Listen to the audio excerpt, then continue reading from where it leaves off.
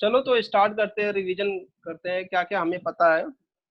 तो अभी तुम्हें पता है कोई भी वेक्टर अगर मुझे लिखना रहता तो ए बार इक्वल टू मैं लिख सकता हूँ A1 I bar plus cap रहता है actually A1 A2 J bar plus A3 K बार, ऐसे कुछ लिखते हैं ना। अगर इस वेक्टर का मैग्नीट्यूड चाहिए तो क्या होता है, ए बार इक्वल टू क्या हो जाता है, रूट में A1 square plus A2 square plus A3 square, ऐसे मैग्नीट्यूड निकाल लेते हैं इस वेक्टर का। करेक्ट ना। और हमें अगर ए कैप चाहिए, ए कैप क्या होता है, A cap unit vector in the direction of A mod bar, of A bar. That is A bar divided by mod of A bar. Correct ना। Vector divided by its magnitude gives us the unit vector. तो A cap क्या है हमारा, unit vector है। Yes sir. Unit vector का मतलब क्या होता है, जिसका मैग्नीट्यूड कितना होता है, 1 होता है। यही होता है ना यूनिट वेक्टर। वेक्टर जिसका मैग्नीट्यूड 1 होता है उसको हम लोग क्या बोलते थे, यूनिट वेक्टर बोलते थे। Yes sir. करेक्ट। ओके। तो ये वेक्टर के कॉन्सेप्ट से था। फिर इसके बाद हमने, ये जस्ट छोटा सा कॉन्सेप्ट था वेक्टर का। अभी हमें पता है सेकेंड पॉइंट, हमें पता है कि if two vectors A bar and B bar are parallel, अगर ये दो वेक्टर्स पैरेलल होते हैं तो then I can say suppose a bar was like this, then a bar हमारा suppose a bar was like this, a bar actually मैं पूरा लिख नहीं रहा हूँ, डायरेक्टली लिखता हूँ। Then a1 upon b1 equal to a2 upon b2 equal to a3 upon b3, where I can say that ये वेक्टर्स प्रोपोर्शनल रहते। तो a bar where a bar equal to क्या था, a bar is nothing but a1 I bar plus A2 J bar plus A3 K bar, ऐसा कुछ था। And B bar was nothing but B1 bar, sorry B1 bar नहीं, B1 I bar plus B2 J bar plus B3 K bar, बराबर कुछ ऐसा रहा होगा। Okay.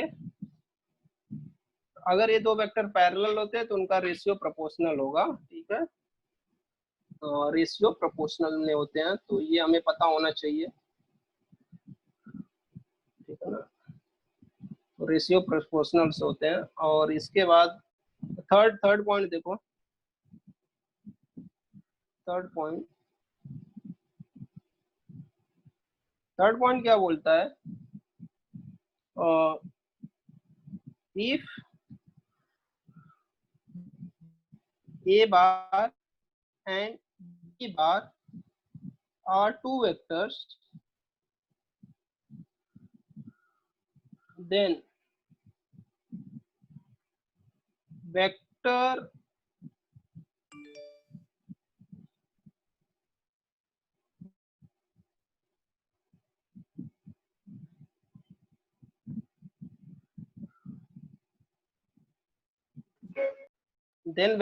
suppose if a bar and b bar are two vectors, then vector perpendicular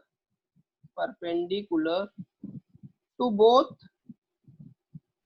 a bar and b bar इस क्या होगा, दोनों को परपेंडिकुलर वेक्टर कौन सा होता है, अगर a बार b बार दो वेक्टर्स है तो उन दोनों वेक्टर को परपेंडिकुलर वेक्टर कौन सा होता है, ये पता है तुम्हें। Hello,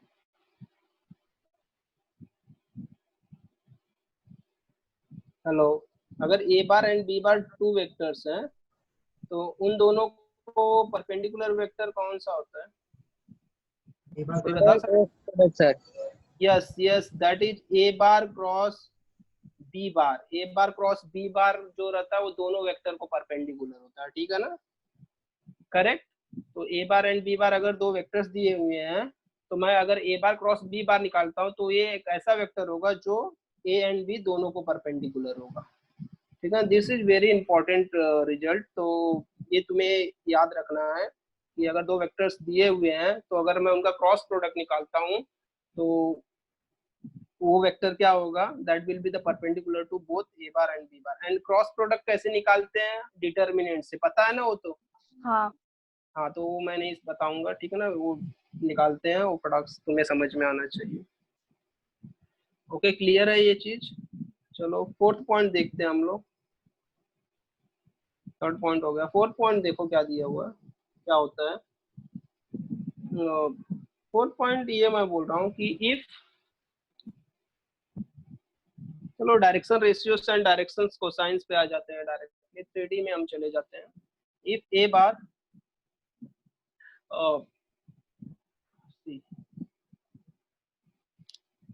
if a bar equal to a1 bar, sir, a1 I bar plus a2 j bar plus a3 k bar, then a1 a2 a3 r, ये सब क्या होते हैं? हाँ, ये सब क्या होते हैं? a1 a2 and a3 are drs of direction ratios. a1 a2 and a3 are direction ratios of vector A bar, ठीक है ना। वेक्टर ए बार, या फिर बोल सकते हो vector A bar is, vector is nothing but a directed line ना, so you can say that the direction ratios of line which is parallel to a bar। समझ में आया क्या ये? हेलो, अगर मुझे कोई एग्जांपल, अगर इसमें एग्जांपल मुझे देना है, example if suppose A bar equal to है 3i bar plus 4j bar minus 6k bar, then direction ratios of A bar क्या होगा? Direction ratios of A bar are क्या हो जाएगा? 3 4 -6। समझ में आया?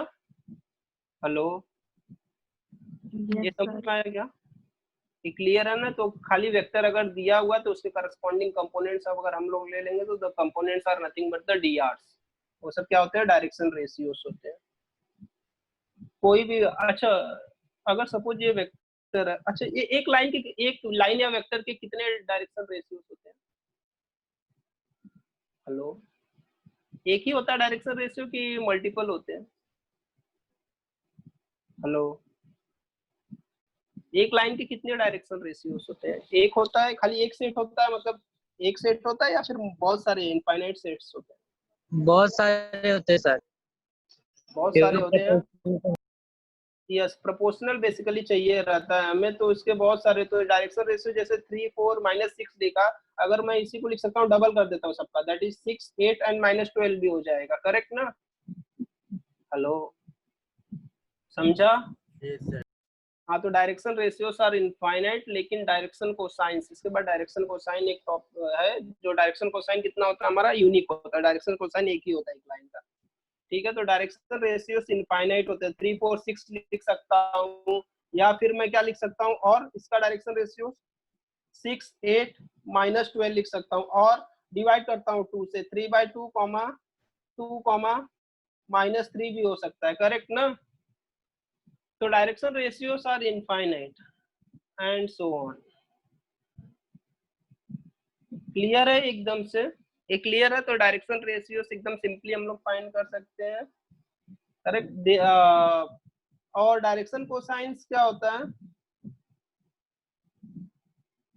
एंड मैं लिख देता हूँ इधर ही, एंड डायरेक्शन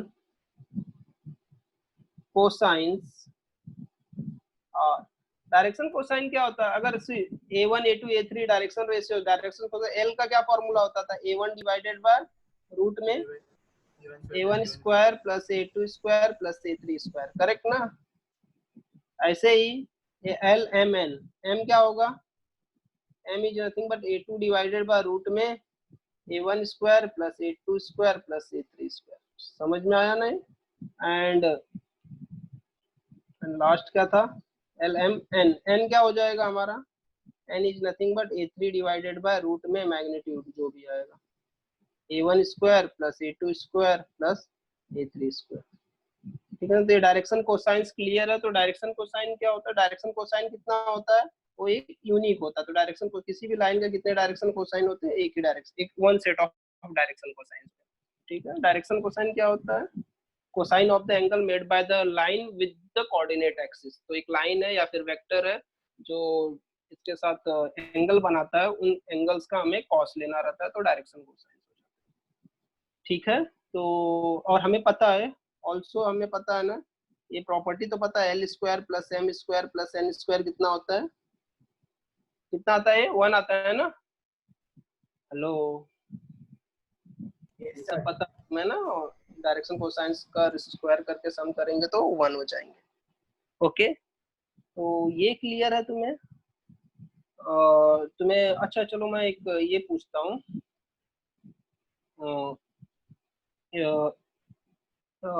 पांचवा, if A bar equal to L I bar plus M J bar plus N K बार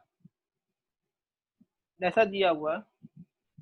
एक मिनट, एक मिनट, इसके जगह पे मैं कुछ अलग लिखता हूँ, अलग कुछ लिखता हूँ। ओके, नहीं तो रहने दो, यही है एन का के बार।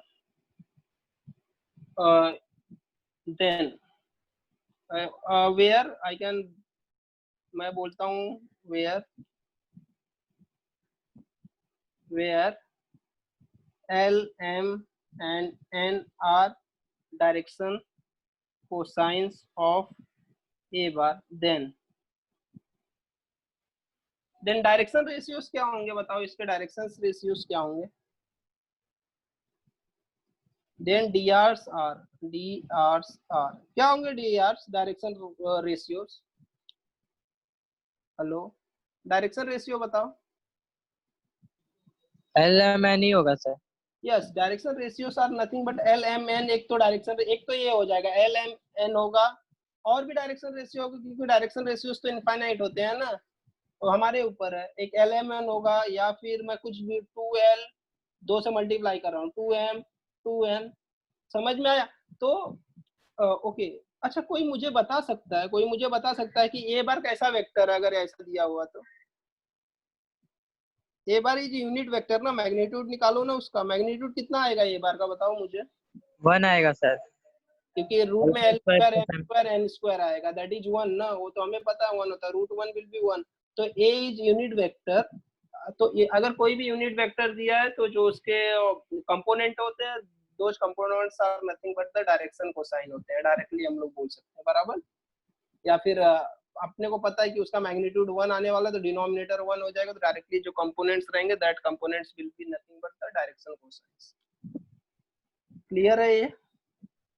हेलो, एकदम सिंपली है, सिंपली Yes, sir. क्लियर है ना? चलो आगे चले। अभी तक तो मैंने प्लेन से कुछ उठाया ही नहीं। सॉरी। ओके, इसके बाद मैं क्या रिवीजन कर रहा हूँ? लाइन का इक्वेशन तुम्हें तो पता रहेगा।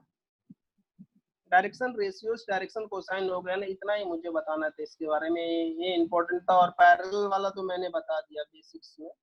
ओके, अभी मुझे ये बताओ, equation of line, equation of a line passing through point, passing through point, कौन सा point? Passing through point A bar. नहीं तो रुको रुको रुको,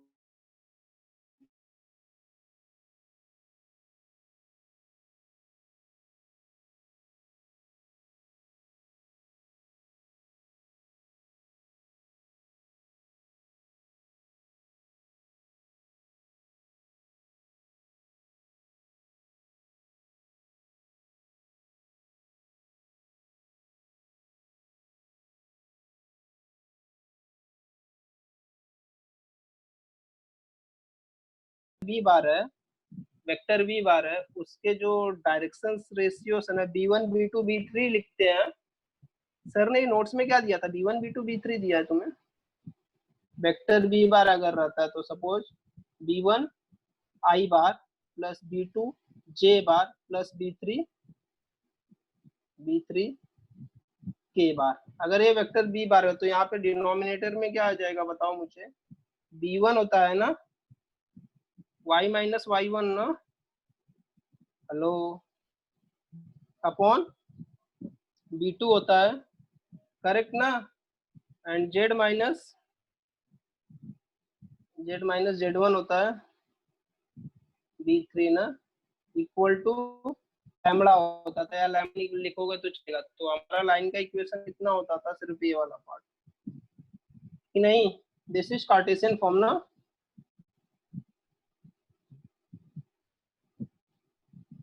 ये कौन सा फॉर्म था, वेक्टर फॉर्म था लाइन का इक्वेशन ना।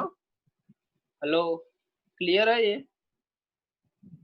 तो हमें खाली एक याद रखना है लाइन का equation, the equation of line passing through a point and parallel to a vector is nothing but R bar equal to A bar plus lambda B bar. इतना याद रखा तो बहुत है, enough, that is more than enough. ठीक है, तो line का एक ही इक्वेशन याद रखोगे तो भी काम चलेगा, मुझे इसके बेस पे मैं बाकी सब कर सकता हूँ। चलो इसके बाद आ जाते हैं हम लोग डायरेक्टली प्लेन में आ जाते हैं, ठीक है। ओके, प्लेन में क्या क्या, प्लेन का इक्वेशन पहला क्या था हमारा, क्या पढ़े थे हमने, normal form. Hello, normal form में क्या रहता था,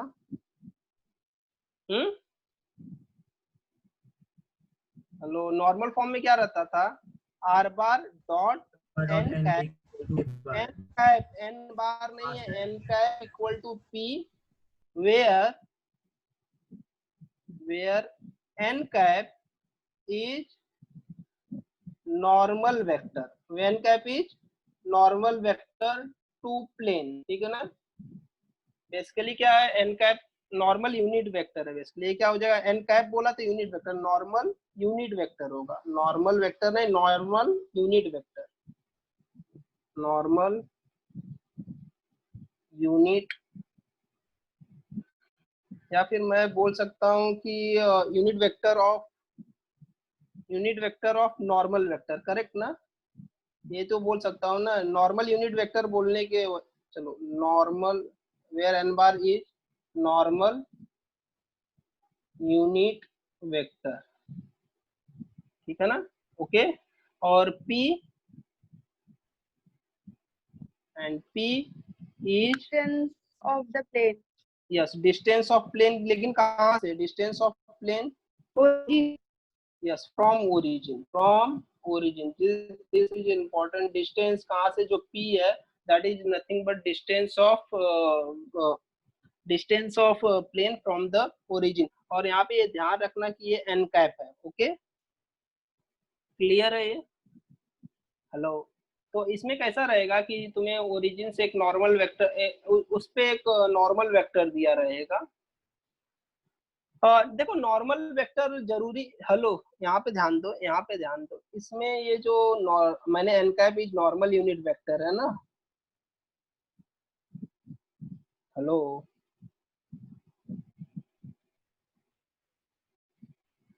ये नॉर्मल यूनिट वेक्टर ना कहीं से भी डाल सकते हो, जरूरी नहीं है कि वो हमेशा ओरिजिन से हो, ठीक है ना। तो अगर ये नॉर्मल यूनिट वेक्टर इस फॉर्म में मैं कन्वर्ट करता हूँ, अगर मैं इस फॉर्म में कन्वर्ट करता हूँ, ये जो दिया हुआ इक्वेशन ना कि R bar dot N cap unit vector है इक्वल टू पी है, तो उस केस में पी हमेशा जो डिस्टेंस रहेगा that will B from the origin उस केस में।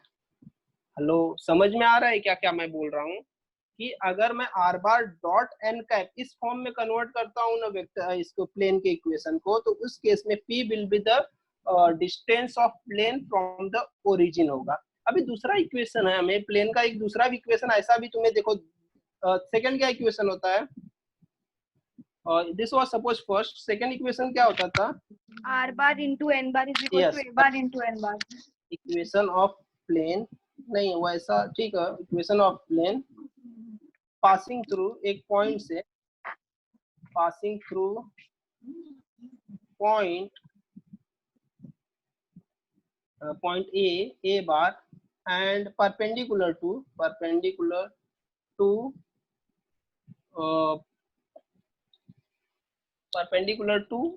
एन बार, परपेंडिकुलर टू एक दूसरा वेक्टर है, perpendicular to N bar is nothing but perpendicular, मतलब एन बार क्या रहेगा, नॉर्मल वेक्टर ही रहेगा ना, परपेंडिकुलर टू n बार मैं लिख देता हूँ, perpendicular to n bar.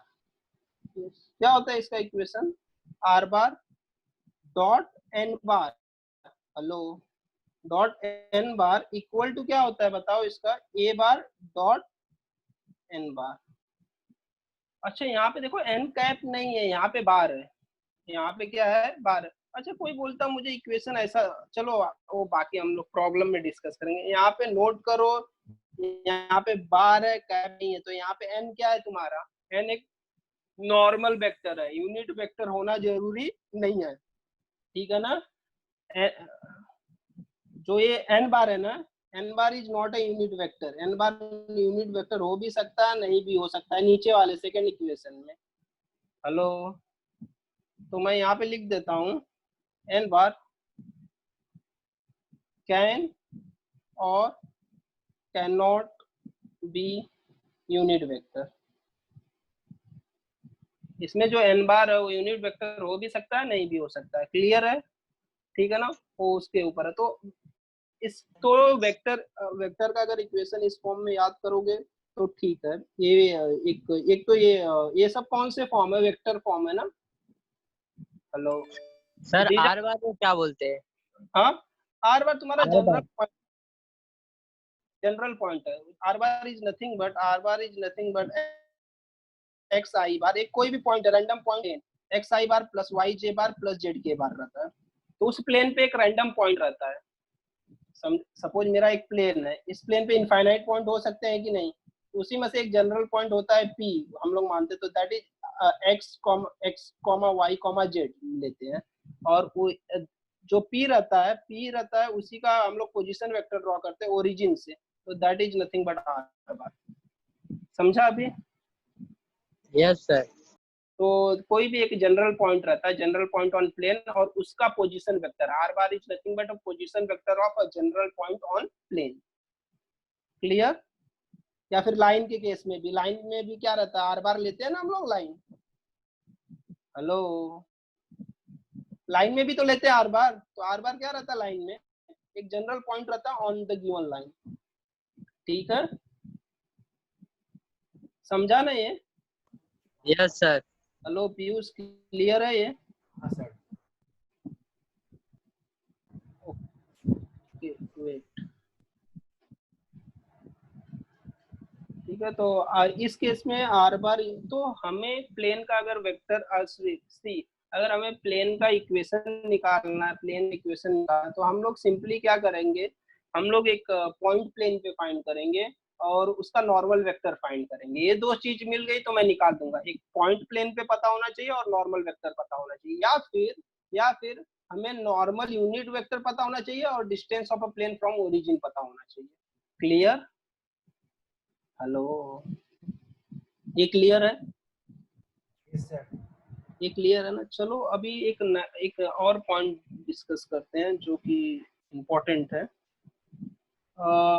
If actually तुम्हारे 12th से नोट्स है, 12th से नोट्स है, 12th के टेक्स्ट बुक का ही नोट है।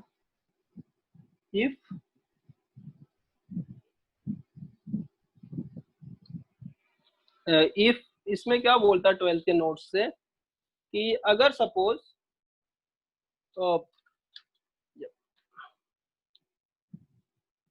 P is the distance of plane from origin and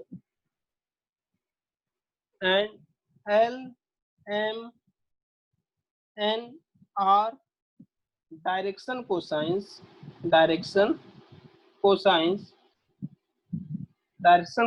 of normal, direction cosines of the normal to the plane from origin, from, ये देखो ये नॉर्मल कहाँ से ड्रॉ किया, फ्रॉम ओरिजिन से ड्रॉ किया है, from origin. Then coordinates of foot of perpendicular क्या होगा, coordinates of foot of perpendicular पता है क्या होता है? फुट ऑफ परपेंडिकुलर जहाँ पे परपेंडिकुलर आके मीट करता है उस प्लेन को, फुट ऑफ परपेंडिकुलर इज क्या होता है इस केस में बताओ, LP comma MP comma NP। Foot of perpendicular के कोऑर्डिनेट्स क्या होंगे? LP MP और NP। ये समझा क्या है ये पॉइंट? हेलो, हाँ ये सर। पॉइंट तुम्हें देखो क्या होता है कि सपोज मैं एक प्लेन ड्रॉ करता हूँ, दिस इज माय प्लेन, ये मेरा एक प्लेन है। अभी मेरे पास क्या थे? कोऑर्डिनेट एक्सिस थे। क्या था मेरे पास? एक कोऑर्डिनेट एक्सिस था।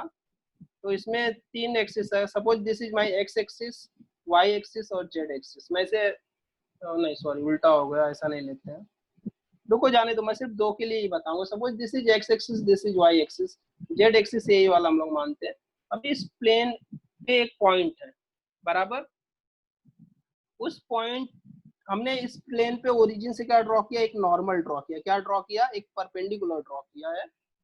इस प्लेन के ऊपर एक परपेंडिकुलर ड्रॉ किया है। अभी मुझे बताओ परपेंडिकुलर, और उसने परपेंडिकुलर का डिस्टेंस दे दिया। कितना है distance? This distance is p, perpendicular का डिस्टेंस p है। अभी मुझे बताओ ये जो परपेंडिकुलर मैंने ड्रॉ किया है, तो ये प्लेन के साथ कुछ एंगल बनाए, मतलब ये कोऑर्डिनेट एक्सिस के साथ कुछ एंगल बनाएगा ना।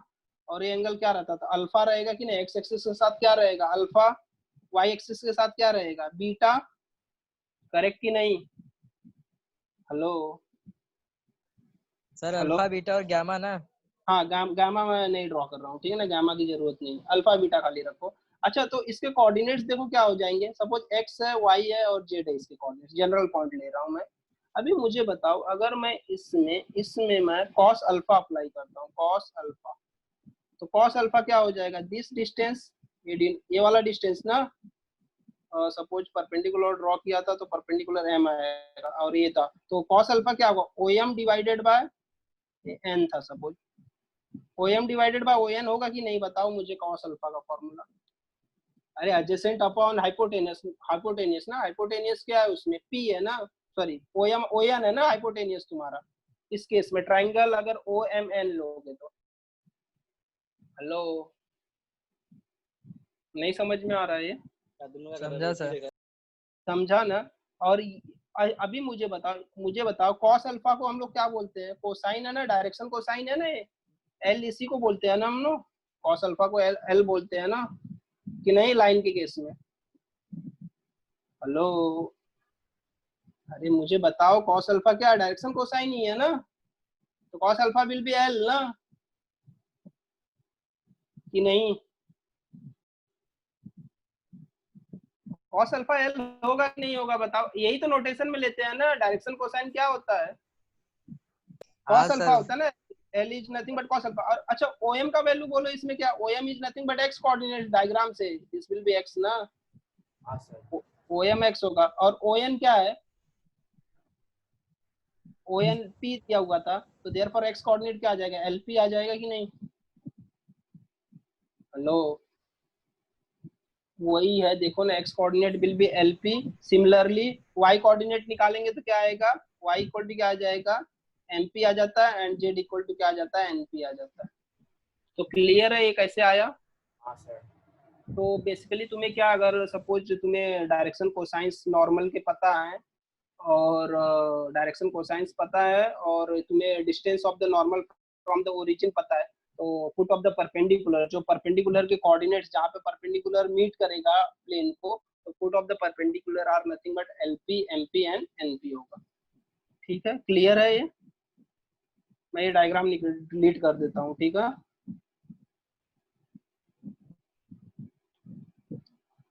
क्लियर होना चाहिए।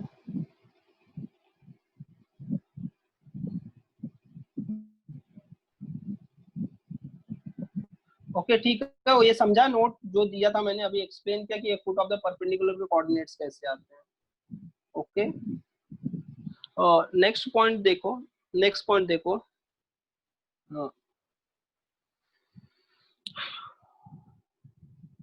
इफ मैं अगर बोलूं A B and C are direction cosine, sorry direction ratios, direction cosine नहीं, डायरेक्शन रेशियो, एबीसी क्या रहता है हमारा? Direction ratios of normal to a plane if A, B, C are direction ratios of a normal to a plane, then equation of plane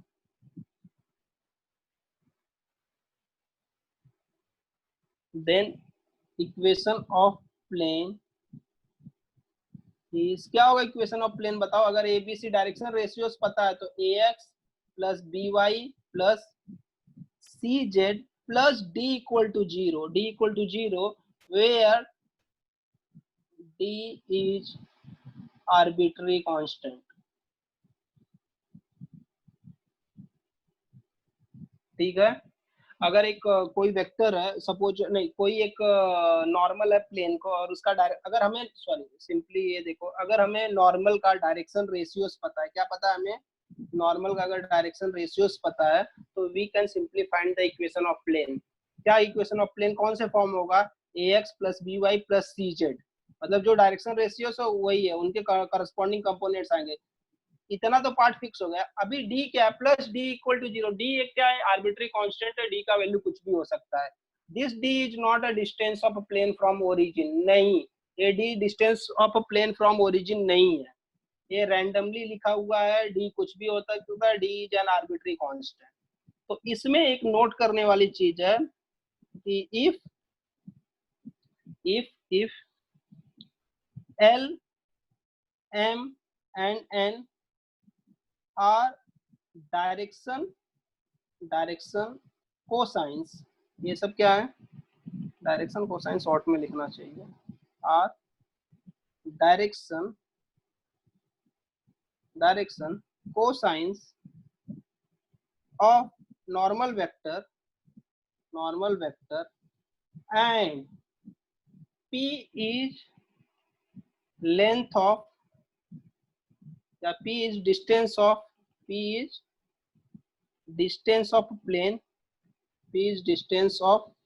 plane from origin, then equation of plane क्या होगा इस case में? Then equation of plane is, तो इस case में देखो equation of plane क्या हो जाता है? Equation of plane is nothing but L X plus M Y plus N Z equal to P. P distance of a plane from origin बोला ना, इक्वल टू पी। ये वाला इक्वेशन जो मैंने अभी लिखा है L X M Y plus N Z equal to P, और ऊपर जो इक्वेशन है A X plus B Y plus C Z equal to D, ये दो सिमिलर दिखने वाले इक्वेशन है। उस इसमें P क्या रहेगा? Distance of plane from origin रहता है, या फिर मैं इसको चाहिए तो D लिखता हूँ। मैं क्या लिखता हूँ? इसको D भी लिख सकता हूँ मैं, इट्स अप टू मी, कि हम लोग फिर बोलेंगे D is the distance of plane from the origin. अगर ये जो यहाँ पे इक्वेशन लिखा हुआ है, अगर ये डायरेक्शन रेशियोस है, सॉरी ये जो इक्वेशन मैंने लिखा हुआ है यहाँ पे, जो इक्वेशन सेकंड वाला इक्वेशन लिखा हुआ है ना यहाँ पे एल एक्स एम वाई, अगर ये डायरेक्शन कोसाइंस है, तो ये जो डी आता है that will B distance from the origin होगा। अगर ये डायरेक्शन कोसाइंस नहीं है, मतलब नहीं है, तो कोई आर्बिट्री पॉइंट है, तो ये डी होगा, D will not be the distance from the origin. Clear है ये? हेलो, डिफरेंस क्लियर है ना दोनों इक्वेशन में? हेलो, दोनों में डिफरेंस क्लियर है? पुनीत, डिफरेंस क्लियर है क्या? Sir yes sir. ठीक है ना, डिफरेंस क्लियर है तो that is good. Preeti clear है क्या दोनों में डिफरेंस क्या चल? Yes, sir. हाँ, तो देखो प्लेन का इक्वेशन हम लोग इस फॉर्म में देखेंगे, या फिर सपोज जैसे एग्जांपल मैं देता हूँ, एग्जांपल अभी मुझे बताओगे, तुम बताओगे, मैं एक एग्जांपल देता हूँ, जैसे कि नेक्स्ट पेज पे नहीं यहीं पे लिख देता हूँ मैं, कहीं पे एक एग्जांपल लिखता हूँ अलग कलर से। सपोज एग्जांपल एक इक्वेशन का प्लेन का इक्वेशन लिखता हूँ मैं, प्लेन का इक्वेशन लिखता हूँ, कौन से कलर से लिखूँ? चलो ब्लू से लिखता हूँ। इक्वेशन का प्लेन का इक्वेशन लिखता हूँ, 1/3 x plus 1/√3 y plus 1/√3 z equal to, या इक्वल टू 5 लिखता हूँ। करेक्ट, ये मैंने लिखा इक्वेशन। अभी मुझे कोई बता सकता है कि इसमें अगर मुझे ये चाहिए क्या बोलते हैं, अच्छा मुझे बताओ, ये प्लेन का इक्वेशन है, तो इसके नॉर्मल वेक्टर का डायरेक्शन रेशियोस क्या होंगे? हेलो, डायरेक्शन रेशियोस क्या हो जाएंगे? डायरेक्टली मैं बोल सकता हूँ 1/3 1/3। 1 1 यस, नहीं 1 1 नहीं। 1/√3 plus 1 yes by root 3, 1 by root 3, 1 by root yes 3. 1/√3 1/√3 1/√3। Yes 1 1 भी होंगे, अगर √3 से मल्टीप्लाई करके ले लोगे तो 1 1 भी होंगे। डायरेक्शन रेशियोस इनफाइनाइट होते हैं, करेक्ट ना? बट अगर हम लोग डायरेक्टली डायरेक्शन रेशियो सपोज एक अज्यूम करते तो 1/√3 जो कोएफिशिएंट रहता है वही डायरेक्शन रेशियोस रहते हैं हमारे, बराबर 1/√3 1/√3 1/√3 हो जाएगा डायरेक्शन रेशियो। अभी तुम इसको स्क्वायर करके ऐड करो ना, देखो कितना आता है। 1/3 का स्क्वायर 1/3 हो जाएगा, 1/3 प्लस 1/3 ऐड करोगे आंसर 1 आएगा। 1 का स्क्वायर रूट निकालोगे तो 1 आएगा। That means this is L square M square N square equal to 1 है। मतलब ये क्या है, ये डायरेक्शन रेशियोस भी है एंड डायरेक्शन कोसाइंस भी है, करेक्ट कि नहीं? हेलो, अरे इनको स्क्वायर करके ऐड करने पे कितना आ रहा है? 1 आ रहा है ना। दैट मीन्स 1/√3 जो दिए हुए हैं वो डायरेक्शन रेशियोस भी है एंड डायरेक्शन कोसाइंस भी है, करेक्ट कि नहीं? ये समझ में आया कि नहीं तुम्हें? हेलो, अगर इसका एल का वैल्यू निकालने जाओगे, एल का वैल्यू निकालने जाओगे तो एल का वैल्यू कितना आएगा? 1/√3 ही आएगा।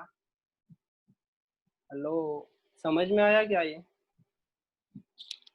क्योंकि मैग्नीट्यूड अगर एल का तुम सॉरी इस जो वेक्टर दिया हुआ है, जो वेक्टर है नॉर्मल वेक्टर है, नॉर्मल वेक्टर क्या हो जाएगा बताओ? 1/√3 आई बार प्लस 1/√3 जे बार प्लस 1/√3 के बार हो जाएगा कि नहीं? अब उसका मैग्नीट्यूड निकालोगे तो मैग्नीट्यूड कितना आएगा? उसका मैग्नीट्यूड 1 आएगा, मतलब वो यूनिट वेक्टर है। अगर यूनिट वेक्टर रहता तो ये जो डायरेक्शन रेशियोस रहते हैं वो क्या बन जाएंगे तुम्हारे? डायरेक्शन कोसाइंस हो गए, नथिंग बट डायरेक्शन कोसाइंस है।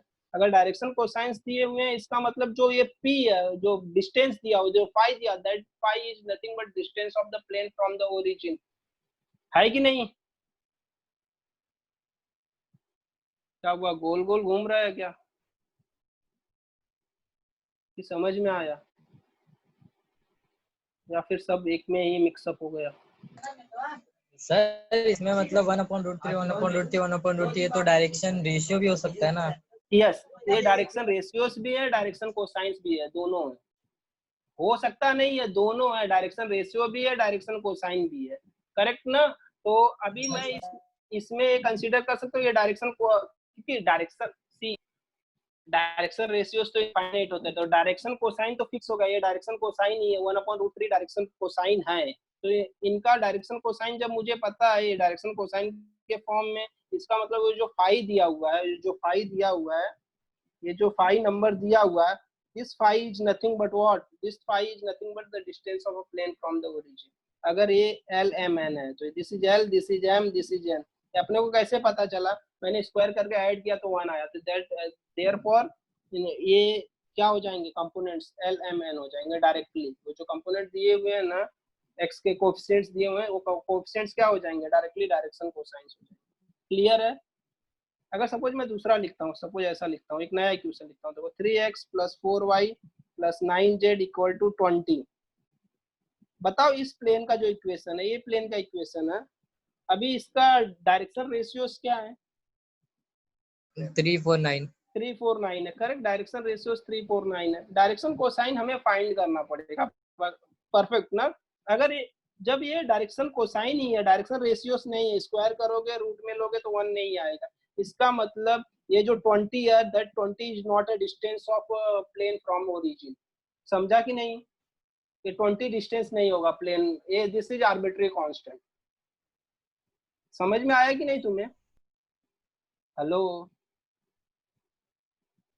अभी ये 20 डिस्टेंस फ्रॉम ओरिजिन है क्या प्लेन का? नहीं सर वो कांस्टेंट नहीं, है। वो कोई नहीं, डिस्टेंट है। अगर डिस्टेंस फ्रॉम ओरिजिन चाहिए तो तुमको ये जो 3 है 4 है और 9 है, इसको किस में कन्वर्ट करना है? एल एम और एन में कन्वर्ट करना पड़ेगा कि नहीं? तो अगर मैं इसको पूरे के रूट से डिवाइड करता हूँ, देखो कैसा लिख रहा हूँ, √3 divided by 3 square plus 4 square plus 9 square. 3 square कितना होता है? 9 दैट इज 4 स्क्वायर 16 25 और 9 का 81 दैट इज 96 रूट 96 से डिवाइड करता हूँ दैट इज ऐसा कुछ कर देता हूँ 3 upon root 96 y plus 9 sorry 4 upon है और ये लास्ट वाला क्या हो जाएगा 9 अपॉन रूट 96 y से z है last equal to 20 upon root 96। अभी ये दिख रहा है क्या तुम्हें? नहीं ना। मैंने क्या किया थ्रू आउट रूट 96 से डिवाइड किया। अभी तुम देखोगे ये जो पहला पार्ट है ये क्या है तुम्हारा, ये डायरेक्शन कोसाइन है एल है कि नहीं। हेलो, जो मैं अभी रेड से सर्कल किया ये 3 अपॉन रूट 96 ये क्या हो गया एल हो गया, 4 अपॉन रूट 96 क्या हो जाएगा एम हो जाएगा एंड 9 अपॉन रूट 96 क्या हो जाएगा एन हो जाएगा कि नहीं। Hello, Yes, sir. ये क्लियर, क्योंकि इन तीनों का अगर स्क्वायर करके ऐड करोगे तो 1 आएगा बराबर। ये डायरेक्शन कोसाइन हो गए और जब ये डायरेक्शन कोसाइन होगा तो 20 अपॉन रूट 96 क्या हो जाएगा तुम्हारा, that will be the distance of a plane from origin. समझा कि नहीं? प्रीति क्लियर है क्या? ये क्या ढंग से लिखूं मैं ये पूरा? नहीं सर क्लियर है, सही है।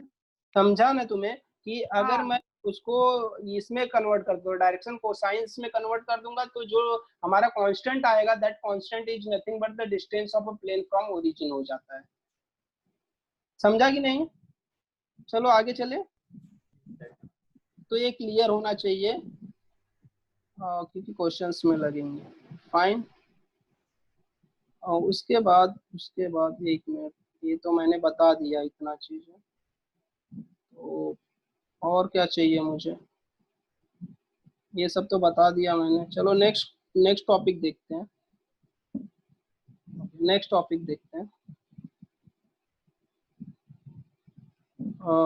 नेक्स्ट क्या है, सबकी जरूरत नहीं है तो इसको ऐसे ही छोड़ देते हैं हम लोग। आगे चलते हैं। और क्या हमने पढ़ा है प्लेन में, बताओ। इक्वेशन ऑफ प्लेन में और कहाँ से प्लेन का इक्वेशन निकालना पड़ता है हमें? Equation of plane passing through 2 points ना। Hello, yes sir. Equation of plane passing through 2 point हम लोग निकाल सकते हैं।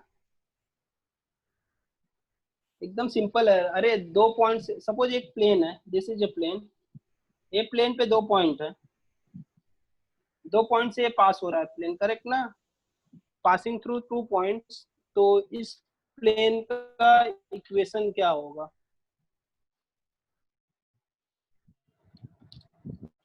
टू पॉइंट से पास होने वाले प्लेन का इक्वेशन क्या है? इसका है अपने पास कुछ फॉर्मूला?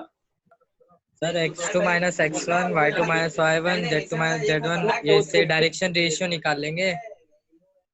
डायरेक्शन रेशियो ऑफ किसका हो जाएगा? वो नॉर्मल का नहीं होगा, पासिंग थ्रू 2 पॉइंट्स का चाहिए मुझे। नहीं है इसका, आई थिंक इस 2 पॉइंट्स का नहीं है, 3 पॉइंट्स का रहता है अपने पास। 2 पॉइंट्स से लाइन का इक्वेशन आता है। हेलो, नहीं इसका नहीं है, 3 पॉइंट्स से रहता है। चलो अभी मैं क्या बोलता हूँ, equation of plane passing through 3 points रहता है। 3 नॉन कोलिनियर पॉइंट्स रहेंगे बराबर, कोलिनियर नहीं होगा। अगर कोलिनियर पॉइंट्स हो जाएंगे तो उसे इनफाइनाइट प्लेन्स पास होंगे। 3 पॉइंट से पास होने वाले इसका प्लेन का अगर मुझे चाहिए तो क्या होगा इसका तो डायरेक्टली मुझे पता है ना क्या आता है इक्वेशन, 3 पॉइंट से पास होता है तो। हेलो, अगर 3 पॉइंट से पास होता तो डायरेक्टली होता है ना इसका अपना। मैं क्या कर सकता हूँ, एक प्लेन पे एक आर्बिट्री पॉइंट पी लेता हूँ जिसका पोजीशन पे आर बार होता है। ये ए है मेरा, ए बार इसका होगा, बी का क्या हो जाएगा बी बार एंड सी का क्या हो जाएगा सी बार ना, पोजीशन वेक्टर्स। अभी मुझे क्या करना है, मुझे इस प्लेन का इक्वेशन निकालना है। तो प्लेन का इक्वेशन निकालने के लिए क्या है, तीनों पॉइंट्स तो यहाँ से वेक्टर अगर मैं पी ए बार ड्रॉ करता हूँ, पी बी बार ड्रॉ करता हूँ, या फिर ऐसा ना करके आप ये एक तो ड्रॉ कर लो, तुम्हें चाहिए अगर एपी बार करो, ए से सब कुछ ड्रॉ करो, जाने दो, एक से ड्रॉ करो, एपी बार ड्रॉ करो, ए बी ड्रॉ करो और ए सी बार। ये तीनों वेक्टर्स कैसे हैं, एपी बार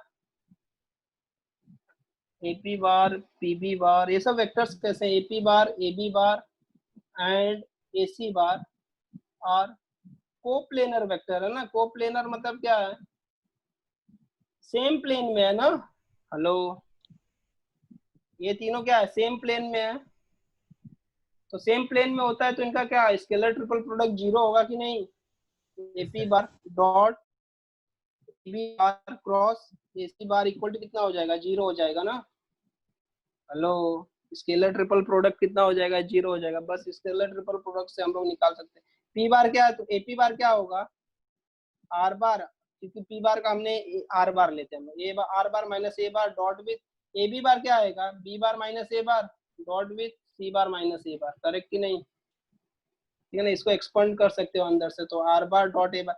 देखो ये सब कुछ करने की जरूरत नहीं है, हमें क्या चाहिए, हेलो, इसमें देखो सिंपल, देखो सिंपल फंडा क्या है बताऊं इसमें, अगर ये सब पूरा तुम कहानी ये सब नहीं लिखोगे तो उससे बेस्ट मेथड इज, देखो इक्वेशन ऑफ प्लेन पता होने के लिए क्या चाहिए मुझे, प्लेन के ऊपर एक पॉइंट पता होना चाहिए और उसका नॉर्मल वेक्टर पता होना चाहिए, बराबर कि नहीं,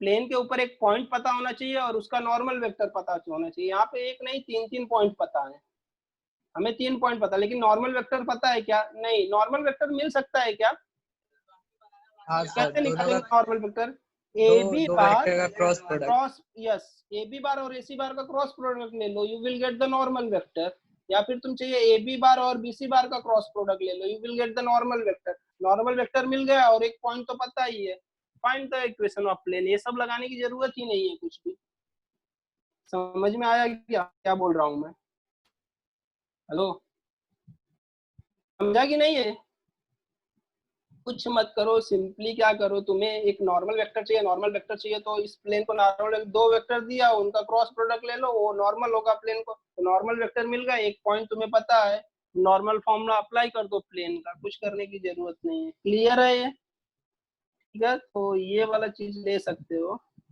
तो मैं इसको जस्ट रब करता हूँ, इसका फॉर्मूला मैं नहीं लिखूंगा, फॉर्मूला तुम्हें टेक्स्ट बुक में सर ने ऑलरेडी सब कुछ दिया है, वो सब लिखने की जरूरत नहीं है, तो अगर फॉर्मूला तुम्हें चाहिए भी तो डायरेक्टली फॉर्मूला पता है ना क्या होता है उसमें, कार्टेशियन, ये तो मैंने वेक्टर फॉर्म लिखा था, कार्टेशियन फॉर्म में क्या था, x माइनस एक्स वन, यही होता है ना, x minus X one, Y minus Y one, Z minus Z one, X two minus X one, X three minus X one, Y two minus Y one and y3 minus y1, z2 minus z1 and z3 minus z1 equal to 0, यही होता है, this is Cartesian form equation of plane passing through 3 points, ठीक है ना, इन point से पास होता है, Cartesian form में हम लोग डायरेक्टली ये लिख सकते हैं, ओके, तो ये सब की जरूरत नहीं है, वैसे तुम चाहिए तो अपना वेक्टर वाला वेक्टर वाला मेथड यूज करो, जो फर्स्ट वाला इक्वेशन था उसी से निकालो डायरेक्टली, पूरा ये सब करने की जरूरत नहीं है, ओके, अभी मुझे इंपॉर्टेंट ये बताना बाकी है, इक्वेशन ऑफ प्लेन, ये इंपॉर्टेंट है, parallel equation of plane,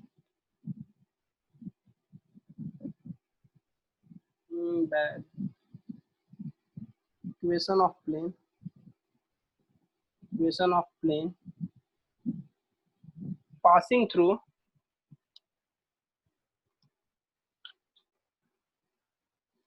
equation of plane passing through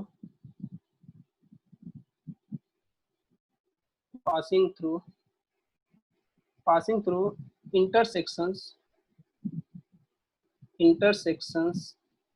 passing through intersection of planes, कौन से प्लेन्स, दो प्लेन्स है, सपोज दो प्लेन्स का इक्वेशन हम लोग लिखते हैं, दो प्लेन का इक्वेशन लिखता हूं मैं, R bar dot N bar equal to P1 and ये N1 है, फर्स्ट नॉर्मल वेक्टर है, and R bar dot N2 bar equal to P2 is given by, इसका डायरेक्टली फॉर्मूला अगर दो प्लेन से पास होता है, दो प्लेन के पॉइंट ऑफ इंटरसेक्शन से एक प्लेन पास होता है, तो उसका equation will be nothing but, क्या हो जाता है इसका equation, simply R bar dot N1 bar plus lambda times N2 bar equal to P1 plus lambda times P2। ठीक है, हेलो। ये कौन सा फॉर्म है? वेक्टर फॉर्म क्या होता है? सिंपली देखो क्या करना है तुम्हें, ये चीज याद रखने का तरीका क्या है, सबको ऐड कर दो। क्या कर दो? ऐड कर दो उसको। ठीक, कैसा होता है मालूम है? इसमें ना दोनों को क्या करना रहता है, हमें ऐड करना रहता है। देखो कैसा रहता है इसका जो प्रूफ आता है ना, इसका प्रूफ का आता है तो क्या करते हैं हम लोग कि जो पहला प्लेन है r bar dot n bar है, n1 bar equal to p bar है ना, p बार है, p1 बार, p बार नहीं है sorry, p is the distance, तो p1 है वो। एंड जो सेकंड वेक्टर है ना, सेकंड वेक्टर क्या है, r bar dot n2 bar equal to p2 है ना। सेकंड को क्या करते हैं हम लोग, इसको लैम्बडा से मल्टीप्लाई करते हैं। किससे हम मल्टीप्लाई करते हैं? लैम्बडा से मल्टीप्लाई करो और दोनों को ऐड कर देते हैं। क्या करते हैं?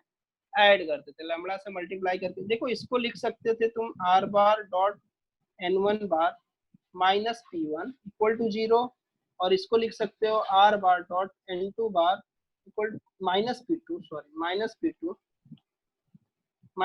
Equal to 0। अभी क्या करो, इसको लैम्बडा से मल्टीप्लाई करके ऐड कर दो दोनों को, r bar dot n1 bar minus p1 plus lambda times r bar dot n2 bar minus p2 equal to 0 होगा। ये लैम्बडा से ऐड करके, लैम्बडा से मल्टीप्लाई करके ऐड करोगे दोनों साइड तो क्या हो जाएगा? 0 ही रहेगा। बाद में r बार n1 बार प्लस n2 बार, और ये माइनस वाला पार्ट उस साइड चले जाता तो p1 plus lambda times p2 आ जाता। ठीक है ना, यही ऐसा प्रूफ है। जरूरत नहीं है प्रूफ की, तुम्हें खाली फॉर्मूला याद रखना। तो क्या करना है फॉर्मूले में, कैसे याद रखोगे फॉर्मूले को? जस्ट क्या करना है, एन वाले नॉर्मल वाले कंपोनेंट आपस में ऐड हो जाए, सेकंड वाले में लैम्बडा से मल्टीप्लाई कर देना है। ठीक है, सेकंड वाले में क्या करना है, लैम्बडा से मल्टीप्लाई करना है। वैसे ही डिस्टेंस में भी, डिस्टेंस नहीं है वो कांस्टेंट है बेसिकली, p1 p2 क्या है? कांस्टेंट्स है, डिस्टेंस फ्रॉम द ओरिजिन नहीं है। अगर यहाँ पे एन कैप लिखा रहता तो क्या रहता था बताओ? तो p1 क्या होता था उस केस में? डिस्टेंस फ्रॉम ओरिजिन तब होता था, तो distance of plane from origin होता था अगर एन कैप होता तो। लेकिन यहाँ पे एन कैप है क्या? नहीं, एन बार है, तो डिस्टेंस फ्रॉम ओरिजिन नहीं है, वो आर्बिट्री कांस्टेंट है p1 एंड p2। ठीक है, हेलो। ये तो वेक्टर फॉर्म था, ये कौन सा फॉर्म है? Vector form. कार्टेशियन फॉर्म क्या होगा? कार्टेशियन फॉर्म बोलो इसका, किसी को पता है? हेलो, कार्टेशियन फॉर्म पता है क्या? Cartesian form, equation of plane passing through,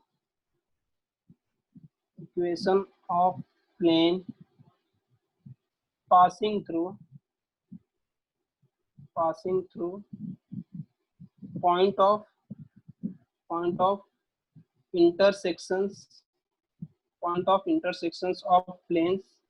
कौन से दो प्लेन्स है? देखो मैं पहला ax plus by plus cz plus d1, actually नाम अलग, a1 b1 रख रखा हूँ, a1 b1 c1 d1 equal to 0 and a2x plus b2y plus c2z plus d2 equal to 0। इस क्या हो जाएगा, ये दोनों से पास होने वाला, तो a1x simply a1x plus b1y plus c1z plus d1 पूरा लिख देने का, plus lambda times second plane का equation, that is a2x plus b2y plus c2z plus d2 equal to 0। समझा कि नहीं? सिर्फ क्या करना है, लैम्बडा से सेकंड इक्वेशन में लैम्बडा से मल्टीप्लाई करो और दोनों को ऐड करो। This will be your equation of plane passing through point of intersection of two planes.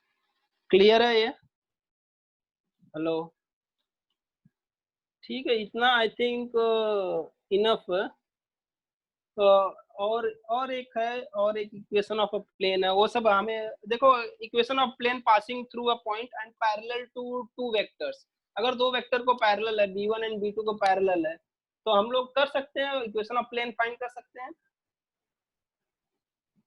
बताओ कैसे फाइंड करेंगे? अगर एक दो वेक्टर को पैरेलल है और एक पॉइंट से पास हो रहा है, सर दोनों का क्रॉस प्रोडक्ट निकालेंगे Yes, तो unit vector normal normal normal vector मिल जाएगा। नॉर्मल वेक्टर मिल गया तो बस नॉर्मल वेक्टर ही तो चाहिए रहा था, और पॉइंट एक दिया हुआ है, उसने बोला एक पॉइंट से पास हो रहा, तो डायरेक्टली मिल जाएगा कि नहीं equation of plane. r bar dot p bar equal to r bar dot n bar, वैसा कर सकते हो, करेक्ट ना। r bar dot n bar equal to क्या कर देंगे, r bar dot a bar dot p bar, sorry a bar dot n bar, a bar dot a वाला equation ना, कौन सा a वाला, r bar dot n bar equal to a bar dot n बार कर देंगे, ठीक है। तो क्लियर है इतना, I think this is more than sufficient मेरे ख्याल से, इसके अलावा कुछ तो नहीं आना चाहिए। बाकी तो तुम्हारे फिर इसके बाद कितना प्लेन के फॉर्मूले से और कुछ नहीं, अलग से एक्स्ट्रा कुछ फॉर्मूला याद रखने की जरूरत मेरे ख्याल से तो अभी याद, और कुछ भी फॉर्मूला याद करने की जरूरत नहीं है। आई थिंक डिस्टेंस का शायद जरूरत पड़े, distance of a plane from point, तो उसका देखेंगे, अगर वैसा कुछ प्रॉब्लम आएगा तो हम लोग देखेंगे उसको, ठीक है। चलो कुछ क्वेश्चन सॉल्व कर लेते हैं, अदरवाइज खाली थियरी करेंगे तो बहुत टाइम चले जाएगा। एंगल बिटवीन प्लेन्स वो सब हम निकाल सकते हैं, angle between plane and line वो सब निकालेंगे, हमें पता है कैसे निकालना, वो सब मेथड मैं बताऊंगा, प्रॉब्लम में ही देखेंगे डायरेक्टली वो, ठीक है। चलो कुछ क्वेश्चन सॉल्व करें। हेलो, कुछ क्वेश्चन सॉल्व करें। Yes sir. चलो कुछ क्वेश्चन सॉल्व करते हैं, वैसे भी बहुत अभी बोर होगा तुम्हें, खाली थियरी पढ़ते जाएंगे। देखो इसमें फर्स्ट क्वेश्चन का सॉल्यूशन देखते हैं, क्या दिया हुआ इसमें, let Q be the foot of the perpendicular from origin to the plane. ये प्लेन का इक्वेशन दिया हुआ है, हेलो प्लेन का इक्वेशन दिया हुआ है, प्लेन का इक्वेशन देखते ही इससे पूरा डेटा निकाल सकते हो तुम। Yes sir. क्या क्या निकाल सकते हो इस प्लेन का इक्वेशन ऑफ प्लेन इज, देखो मैं बोलता हूँ फटाफट सब चीजें तुम्हें, एक प्लेन का इक्वेशन दिया मतलब सब कुछ निकाल लेना इससे। 4x माइनस 3y है, 4x minus 3y plus Z plus 13 equal to 0, ये इक्वेशन ऑफ प्लेन दिया हुआ है, इक्वेशन ये दिया हुआ है। अभी मुझे कोई बताएगा drs ऑफ नॉर्मल क्या होंगे? 4 minus 3 1। यस डायरेक्शन, यस वो भी बोल सकते हो, डायरेक्शन रेशियो मैं डायरेक्टली यही बोलूंगा डायरेक्शन, क्योंकि बहुत सारे इनफाइनाइट डायरेक्शन रेशियोस होते हैं। Direction ratios are 4 minus 3 and 1 है, 4 माइनस 3 एंड 1 है, कॉमा एंड मत लिखो यार, कॉमा करके लिखो, एंड 1, करेक्ट कि नहीं? अच्छा यहाँ पे देखो क्वेश्चन क्या पूछा उसने, क्वेश्चन पहले देखते हैं, अभी डायरेक्शन रेशियो तो मैंने निकाल दिया। उसने पूछा है कि एक Q foot of the perpendicular है and R be the point 1 comma minus 1 comma 1 comma minus 6 on the plane, then length Q R, length Q R क्या होगा? क्वेश्चन कुछ ऐसा दिया हुआ, एक प्लेन है,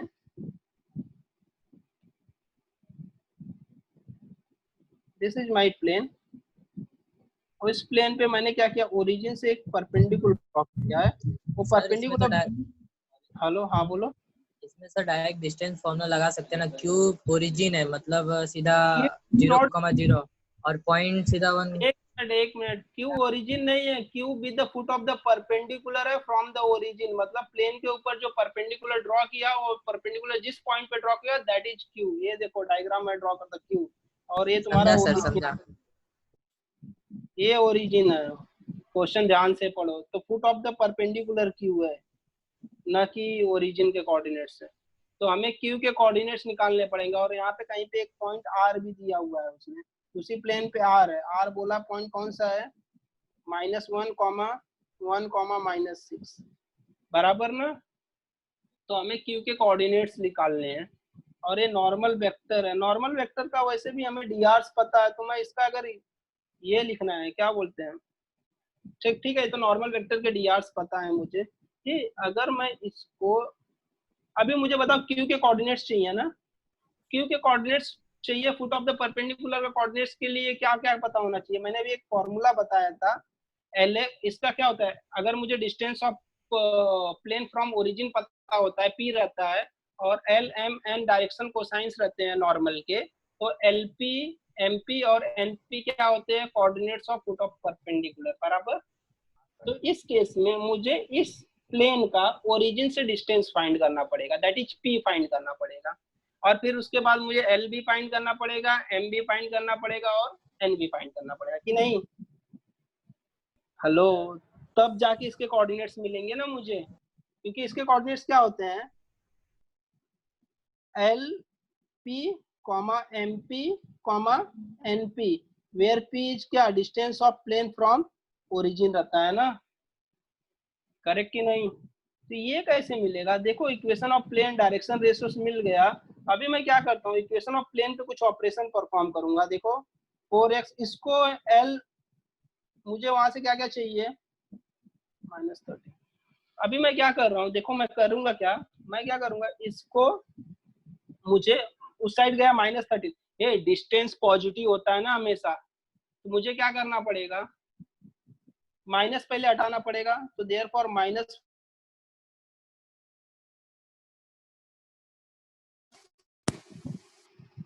-z इक्वल टू 13 हो जाएगा ये।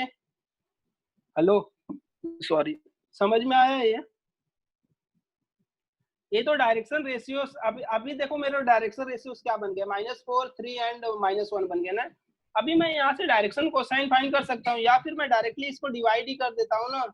-4 अपॉन रूट में कितने से डिवाइड होगा बताओ, -4 स्क्वायर प्लस 3 स्क्वायर -1 का स्क्वायर, कि नहीं? हेलो, नहीं समझ में आ रहा है? यस सर, √26 आएगा। हाँ मालूम, मैं डायरेक्टली √26 कर दूं तुम्हें समझेगा एक क्यों किया मैंने, क्योंकि मुझे डायरेक्शन कोसाइंस चाहिए, तो डायरेक्शन कोसाइन के लिए रूट से डिवाइड हुआ तो दैट विल बी -4, या फिर चाहिए तो तुम डायरेक्शन कोसाइंस डायरेक्टली फाइंड कर लो सकती है, वो सब करने की जरूरत है। रूट से डिवाइड किया, √26 आता है, √26x हो जाएगा, प्लस 3 अपॉन √26y हो जाएगा, -1 अपॉन √26z हो जाएगा, that will equal to 13 upon √26 हो जाएगा। हेलो, अभी ये देखोगे ना तुम्हारा ये क्या पार्ट हो जाएगा, ये सब पार्ट, ये क्या हो जाएगा तुम्हारा L हो जाएगा, this is nothing but L। ये क्या हो गया, दिस इज M, और ये क्या हो जाएगा तुम्हारा N हो जाएगा, करेक्ट कि नहीं? और ये क्या हो जाएगा, जब उस फॉर्म में कन्वर्ट हुआ तो ये P हो जाएगा तुम्हारा। समझ में आया क्या? हेलो, समझा क्या? Yes sir. तो अभी मुझे एक्स कोऑर्डिनेट्स अगर कैलकुलेट करना, तो एक्स कोऑर्डिनेट बताओ कैसे आएगा। एक्स कोऑर्डिनेट क्या है वहां पे, LP है ना, L कितना है, -4 अपॉन √26, और P का वैल्यू कितना है, 13 अपॉन √26। तो ये फाइंड करूंगा कितना हो जाएगा मेरा, 26 और 14 2 जा -2 आएगा x। y कैसे आएगा, ऐसे ही अगर y का चाहिए तो MP ना, M into P, that is 39 upon 26, 39 upon 26 will be 2 से डिवाइड 3 से सॉरी 13 से डिवाइड करोगे तो 3/2 आ जाएगा, और z का कोऑर्डिनेट्स कितना हो जाएगा, MP हो जाएगा, M इंटू सॉरी NP हो जाएगा, NP नहीं NP, NP कितना होगा, N इंटू P करोगे तो कितना आएगा बताओ मुझे, z के कोऑर्डिनेट्स -1/2 नहीं, यस -1/2 आ जाएगा। समझा ये? हेलो, क्यू के कोऑर्डिनेट्स पता चल गए क्या है, क्यू के कोऑर्डिनेट्स -2, 3/2, -1/2, ठीक है ना? अभी डिस्टेंस फाइंड कर सकते हो कि नहीं, QR का डिस्टेंस फाइंड करो, इसके बाद therefore length QR equal to कितना हो जाएगा, रूट में सब्ट्रैक्ट करके लेना पड़ेगा ना मुझे, -2 + 1 कितना हो जाएगा, -2 + 1 का स्क्वायर प्लस 3/2 माइनस कितना करना है, 3/2 में से 1 सब्ट्रैक्ट करना है, और लास्ट में किससे सब्ट्रैक्ट करना है, -1/2 + 6 हो जाएगा का स्क्वायर, बराबर कि नहीं? डिस्टेंस फॉर्मूला अप्लाई कर सकते हो कि नहीं, यहाँ पे 1 हो जाएगा प्लस 1/4 आ जाएगा, प्लस कितना आएगा इसका 5/6 ना, नहीं 5/6 नहीं होगा, सॉरी दैट इज 11/2 हो जाएगा, 11/2 is nothing but 121 divided by 4। तो ये अगर सॉल्व करते हो तो रूट में कितना आ जाएगा भाई, बताओ कितना आ जाएगा। या 124 ना, 4 + 1 5, 4 + 1 प्लस कितना हो जाएगा 121 डिवाइडेड बाय 4। तो आंसर पता नहीं कितना हो जाए, 4 1 5 5 126 रूट 126 डिवाइडेड बाय 2 बाहर लिख देता हूँ। ये 126 को अगर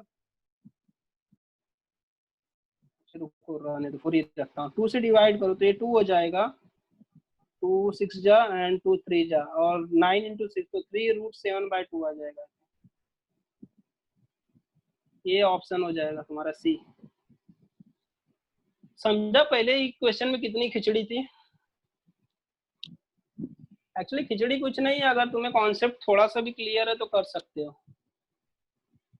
हेलो Yes, sir. रोहित, समझा ना ये? Yes sir. देखो क्या करना है, बेसिकली हमें पहले foot of the perpendicular find करना, वहां से डिस्टेंस फार्मूला अप्लाई करना। अभी फुट ऑफ द परपेंडिकुलर के लिए मुझे क्या चाहिए, एल एम और एन के वैल्यू चाहिए। तो एल एम एन के मैंने वैल्यूज निकाल उस फॉर्म में कन्वर्ट किया इक्वेशन को, तो वहां से मुझे डायरेक्टली डिस्टेंस, इसका distance of a plane from origin मिल गया, पी का वैल्यू, क्योंकि वो स्टैंडर्ड फॉर्म में कन्वर्ट हो गया ना, L X M plus M Y plus N Z equal to P. तो पी का वैल्यू मिला, एल एम एन का वैल्यू मिल गया, तो मैं खत्म कर सकता हूँ यहाँ से इक्वेशन। ठीक है, चलो आगे चलते हैं। यहाँ से मेरा क्वेश्चन हो गया। अभी ये बताओ क्वेश्चन, इसको सॉल्व करो, क्या है इसका सोल्यूशन देखो। The plane through point -1 -1 and containing the line of intersection of plane. अच्छा, प्लेन का इक्वेशन कहाँ से चाहिए, पासिंग थ्रू एक पॉइंट से पास हो रहा है और दो प्लेन के इंटरसेक्शन से पास हो रहा है। अभी तो ये बताया था मैंने, अगर प्लेन का इक्वेशन दोगे, here I can say that पहला प्लेन का n1 बार कितना दिया हुआ है, बताओ कोई मुझे, i bar plus 3j bar minus k बार, यही है ना, n2 बार। अच्छा, और p1 क्या है बताओ, 0 P1 कितना है, यस P1 0 है यहाँ पे। n2 बार क्या है, n2 बार j नहीं, cap +2 k j cap। Cap, हाँ प्लस 2k बार, बार बोलूंगा मैं कैप को, ठीक है ना। और p2 का वैल्यू कितना है 0। देयरफॉर इक्वेशन ऑफ प्लेन कितना होता है, इक्वेशन ऑफ प्लेन क्या होता है भाई, r bar dot dot n1 bar plus lambda times n2 bar ना, hello, plus lambda times n2 bar equal to क्या होता है, ए p1 plus lambda times p2 बराबर, लेकिन राइट हैंड साइड में p1 p2 क्या है 0 है, क्या हो जाएगा r बार इंटू n1 बार कितना है, अगर n1 बार लिखवा जाओ तो i bar plus 3j bar minus k बार ना, हेलो, प्लस लैम्बडा टाइम्स कितना हो जाएगा, lambda times j bar plus 2 lambda times k bar, बराबर की नहीं, इक्वल टू 0 हो जाएगा। हेलो, ये समझा, ये समझ में आएगा तुम्हें, यस सर। इतना समझ में आया, ओके। तो अभी देखो क्या कर सकते हैं, अभी हमें लैम्बडा का वैल्यू फाइंड करने के लिए उसने एक ये दिया हुआ है, क्या बोलते हैं, उसने हमें क्या दिया हुआ है, एक पॉइंट दिया हुआ है, ठीक है ना। तो वहां से लैम्बडा का वैल्यू फाइंड करना है हमें। देखो लैम्बडा का वैल्यू फाइंड करने के लिए मैं इसको थोड़ा सा और स्टैंडर्ड फॉर्म में लिखूंगा, आर बार इंटू देखो मैं क्या करता हूँ, आर बार डॉट है, आई वाले टर्म्स एक ही है तो ये जस्ट आई बार आएगा, जे वाला कितना 2 है ना, तो 3 प्लस लैम्बडा जे कर सकता हूँ प्लस 2 लैम्बडा माइनस के, नहीं 2 लैम्बडा -1 आएगा, 2 लैम्बडा -1 के आएगा, के बार, ये होगा इस फॉर्म में। हेलो, अभी बताओ यहाँ से तुम कार्टेशियन फॉर्म लिख सकते हो इस प्लेन का Yes, equation sir. Cartesian form में, बताओ Yes, कार्टेशियन sir. फॉर्म क्या आएगा, r बार के बदले xij के प्लस यस yj। एक्स आई जे के आएगा, और मल्टीप्लाई करोगे तो खाली करस्पॉन्डिंग कंपोनेंट्स मल्टीप्लाई होता है ना। हेलो, देखो मैं लिख सकता, अभी लिखता हूँ, पूरा लिखता है, x Y J bar plus Z K बार, कुछ ऐसा आएगा, और आई बार प्लस 3 प्लस लैम्बडा जे बार प्लस क्या हुआ प्लस कितना हो जाएगा ये 2 लैम्बडा माइनस 1 के बार इक्वल टू 0, ऐसा आएगा कुछ। अगर इसको करस्पॉन्डिंग कंपोनेंट्स मल्टीप्लाई करोगे तो क्या हो जाएगा ये x plus 3 plus lambda times y plus 2 lambda minus 1 ना, लो 2 लैम्बडा माइनस 1 z। ये तुम्हारा इक्वेशन ऑफ प्लेन कौन से फॉर्म में होगा? This is equation of plane in तुम्हारा उस फॉर्म में कन्वर्ट होगा, कार्टेशियन फॉर्म। अभी देखो प्लेन कहाँ से पास हो रहा है? पॉइंट से ना, सिंस पॉइंट -1 -1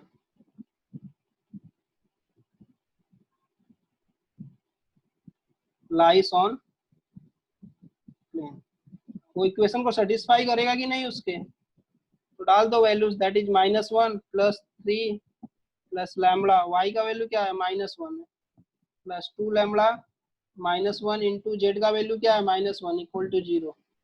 यहाँ से लैम्बडा का वैल्यू फाइंड करो, -1 प्लस -3 हो जाएगा ना, माइनस लैम्बडा हो जाएगा, प्लस 2 नहीं, प्लस नहीं होगा, फिर से माइनस आएगा,